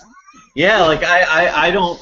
Yeah, I don't remember super details about it, but yeah, that definitely, yeah. So your production credits are the Rockvilles and this band from Lancaster. Awesome. Apparently, all I remember it was yes, and all those Huntingtons records, of course, worldwide known for. Yes, the Huntingtons records are produced by you too. So it was at a time when Mike and I both needed money, so it was like this kid sent me an email, and he's like, "Oh, I know you know Mikey Huntington." I was like, "Sure, I could probably make this happen." Hey, Mike, do you want to make $300 in a day? He's like, "Sure, I'll drive to your parents." So they paid $600. Unfortunately, they did. What did they like? Did they like the results? It was 3 songs that sounded like poop. Like you made $300 on 3 songs? Apparently, I mean, I don't remember the dollar amount, but I remember doing something like that. And you actually said to him, "Have you ever played drums before?" Yeah, well, it was something like that because the kid. It was. I wish I could go right downstairs right now and put on my play on my drum kit to let you know what it sounded like. But it was basically like every time you should not hit the kick drum, the kid was pounding on it hard, and then when you're supposed to, it was just like open hi-hats that were like 5 inches apart, where it's just like.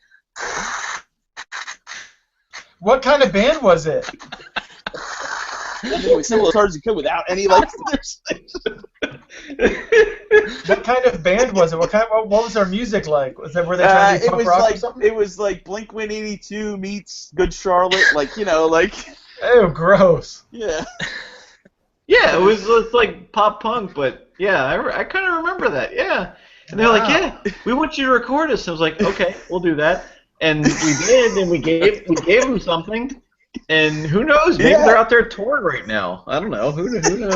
Isn't it funny though, Mike, when you think about like you and I and pretty much every band member we've ever had, we take for granted how easy it is to make music and how easy it is to write a song or how easy it is to play a song because it's been so long since we didn't know how to do that. You know what I mean? But now it's just second nature. I mean, even like how many people struggle out of their minds to just sing and play at the same time. I mean, but you should also also be kicking yourself, Cliff, because you know how many of those $300 gigs you could have had? Like I know. You could have just sat. Seriously, you guys, we could have had a business where you guys just every month show up 1 weekend a month. We could have kids line up, and this. Our demo produced by Mike and Cliff Huntington.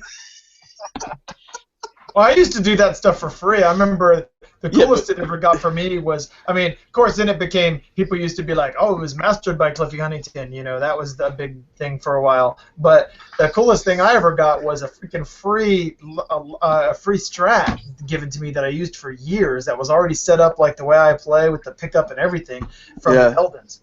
For when I produced the 6-song Belden's thing, and they had Mikey Huntington the drums. Mike Pierce played drums on it, and it was really good. The 6 songs, that was really good. But man, yeah, I mean it's funny though. It is really funny to me because actually, you know what? We have to ask Andy because Mike. The more that I think about it, this band that we recorded, their manager was Andy's cousin. That's how they knew us. Oh no! So we have to ask Andy about that. Well, maybe they learned how to do it, but it is frightening to me how many people do not know how to play at all, and they think they're in a band and they don't know how to play, and it's like they're so terrible, even compared to like early terrible Mike and Cliff. It makes us look like we were like Yngwie Malmsteen or something in comparison, and it's just it's amazing. Interestingly enough, there's bands that do that and continue to do that and never get better for years and years and years. Record things, put things out, they never get better, and years go by and they're still just as terribly horrible as they were when they started. Yeah, do you know what that's called? Yes. Weezer. Hey. Hey guys, seriously. Thanks for coming, Tom. There are several Weezer albums that are. No, I'm just joking. Let's not talk about Weezer now. Come on. But seriously though, yeah, I mean, it is. How do you start something and just never? I mean, I have no talent at all. I literally have no talent, and yet I can play in a Huntington's punk rock band, or I can play in the Stivs, and I can play in Mainline Riders, and I can do rudimentary stuff and come up with catchy stuff. But I stink. And how can people stink so bad that they can't even do anything? Well, Cliff, actually, to be honest with you, like, don't say you don't have any talent. It takes a lot to be a good rhythm guitar player. Like, there's something that you can do with palm muting. Like, I can't even try to explain it, but some palm muting awesome shit, like, is spot on. Like, and I'm not trying to stroke your ego because it's huge, but I'm just like, I'm being dead serious though. Like, don't say you don't have talent. That does take time to master that kind of crap. Like, and you focus on stuff that seems easy to people, but you get it down to the science where it's just perfect. Yes, but you know what? I am 45 years old. I've been playing guitar since I was 16. I've been playing guitar for almost 30 years. I should be better than what I am. You're never going to be better. Right, I'm never because I'm satisfied with what I've got. Exactly. That's what... Like, you're never going to be able to play a solo like... Right, some people are born but you're going to be able to rock certain things. Right. I understand, but all I mean is I'm using myself as I'm being self-deprecating to myself here purposefully, but I really believe it. I mean, when I say that I'm not a musician, I'm an entertainer. That's the truth.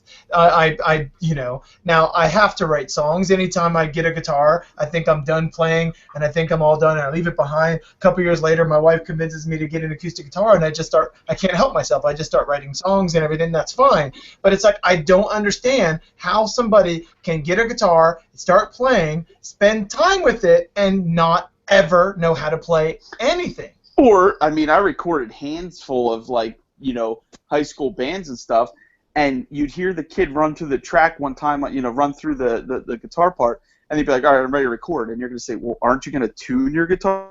Yeah. It's like, no, it's fine. You can't, it's like way out of tune, like, and you're going to try to record the track. Like, I don't know. Yeah. Well, on a separate note. No, stay on the same note. Tell us your thoughts about that. Well, I will right after this note. Right after this very important message. Very important special note. It is now 12 o'clock. Oh, boom, 3 hours. And I want to congratulate everyone in the room and say congratulations to everyone here. We have now reached the longest live show we've ever done. Oh, jeez. And thanks to you, the viewer, for watching it all. So congratulations, everyone. 3 hours is the longest we've ever gone live. And so on that note, I'm going to make us stop going live, and the poor audience that's begging to see how I respond to the current conversation of people who don't know how to play guitar after years and years and years. Too bad for them. I do want to give a shout out to Cliff real quick, because I'm pretty sure you were here the entire time. Didn't get up to piss or nothing, like just nonstop, right? Correct. Good, yeah. So, I mean, he must have a sink under his desk. No, I don't drink alcohol, guys. You don't have to drink alcohol. I'm drinking soda. I haven't drank. I don't eat or drink anything on the show at all. I was tired of sitting here for 2.5 hours, so I got up and I was like, "Hey, Chris, go fill in." He's out there still watching Sharknado. And Hey, Brian Hardy's been here the whole time too. I haven't seen him get up. He's muted. He doesn't contribute, but he sits there and watches. Sorry, I was in the middle of some sunflower seeds. Hey, Hardy, real quick. Here's the deal. Mike, I know we can cut it after this. This will be the finale, all right? Everyone. This is the fireworks. Cut it before he tears me to shreds. No. Here's the finale. Everyone wants to know, how am I going to get to the Screeching Weasel Queers MTX show tomorrow? Well, here's what we figured out. Chris, who's here, he's gonna drive me there. Why is this live? This is live because people have been asking me all night, like, how you gonna get to practice on Saturday if you're not driving and stuff. So Chris is gonna take me there, and then I'm gonna hang out with Cliff's wife. Someone's got a loud TV on. It's probably me. Inappropriate to be hanging out with my wife, by the way. Thanks for hooking us up though with the back. Oh my gosh. And then I'm gonna get a ride home with you, Brian, if that's all right. Not a ride home, but a ride to the bar that Chris works at, where he will then take me back, and I will sleep in the guest room where I slept this past Saturday night. Perfectly cool bed, and I even made it, so I know it's perfectly set up for me. You made a bed, like you built the bed? I made it after I slept in it, yeah. Well, I will make sure that the seats are down in the back of my van, and I'll get a nice big bag of candy and lure you into it at the end of the night. I'm good. I don't really care about candy. I mean, I'm more, you know, if you want to have a bunch of like dips and I am into Swedish fish. You can have some of that and.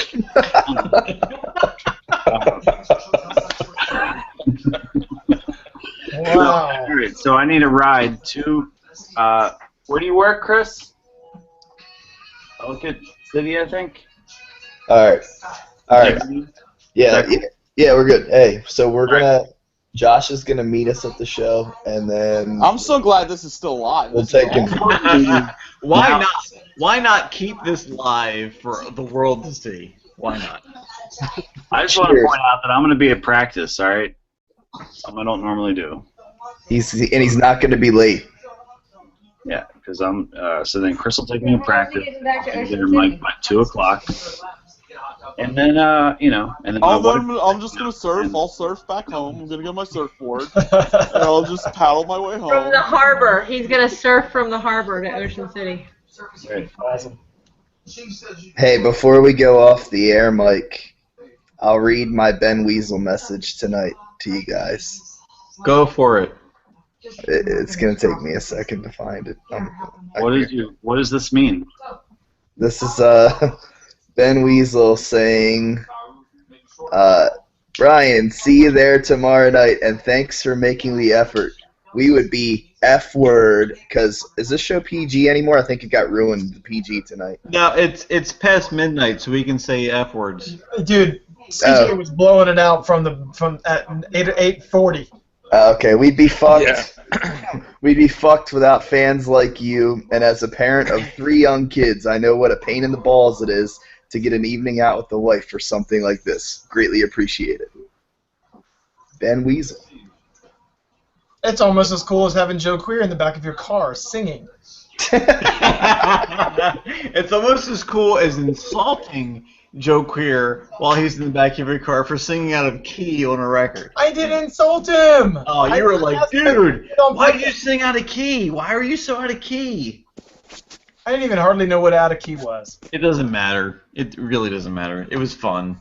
The important thing is everyone is now very aware that I'm going to be all right to get to practice on Saturday, and I'm going to be all right to get to the show tomorrow night. So you're practicing with Mike, and Mike, are you practicing with them? Yeah, it's me, Josh, and Chris on Saturday. Oh, dude, I should totally go too. Are you guys going to have pizza? No, I might make some hot dogs. There's no amp there, and I haven't gone through the Ramones songs yet. All the Huntington songs are fine, but dude, trust me. When we get to the Ramones songs, I'm gonna have to pause and say. Wait, what did you tell me about you playing the other day? What did you tell me? Go ahead, tell him. What did I say? When you told me I tried to play through the set. What did you tell me? I don't remember. What did I tell you? Well, he told us. A good thing he has 6 weeks left. Yeah, good thing I have 6 weeks left. That's a good thing. Yeah. He's a little bit out of shape. Oh yeah, I mean, who's not? I haven't played. Dude, I went through the set the other day, and my arm was like, "Holy heck! Can you stop doing this now? Because this is not what I normally do." But it's incredible because we used to think the albums were slow, and then we would play everything really fast live. I'm sitting there playing along to Moral Threat, and I'm like, holy cow! And it's like incredibly fast. It's like, why would we play that faster live? I think you guys are just old. You guys are old, man. It's really not that hard. Josh, so how are you getting back to Ocean City? Kelly is in Harrisburg right now, and she's going to be coming home on Saturday. And she will pick me up, and then I'll be home. I see. But Chris just reminded me to tell you guys that we will not be over to drop off our stuff tomorrow. We'll just bring it all there on Saturday. All right, that's cool. It's not a big deal. Yeah. Hey, Josh, when are you going to, because we're going to be at your house on Sunday, when are you going to be back? I'll be back late Saturday night. All right, you're going to have your half stack there at your house? Yes. Good, because I need to test out my guitar. I mean, I'm getting somebody sending me a Gibson pickup, so it's going to be fine, but I don't know if I'm going to have it in time for the show. I need to test out my guitar and make sure that the pickup that's in there, which is a 25-year-old Korean pickup, is good enough for the show, in case I have to do that. All right, 12:08 a.m. Going to go ahead and say. Hey, there we go. I'm going to go ahead and say goodnight to the 1.5 million people that are watching us live. Mike, are you drunk? I need to tell everyone about the Not yet, but I soon will be. You seem loopy. No, dude, I say the same thing every week. There's 1 million people watching us. It's No, but you seem loopy, like, eh. Can I ask a question? Or wait, I'll wait till it goes off air. Okay. All right, we're going off air. Hey, thanks for watching for 3 hours and 10 minutes. Longest. No, we didn't start on time. Okay, 3 hours and 7 minutes. 3 hours and 6 minutes. There you go. All right. Congratulations, everyone in the room. See you in 2 weeks.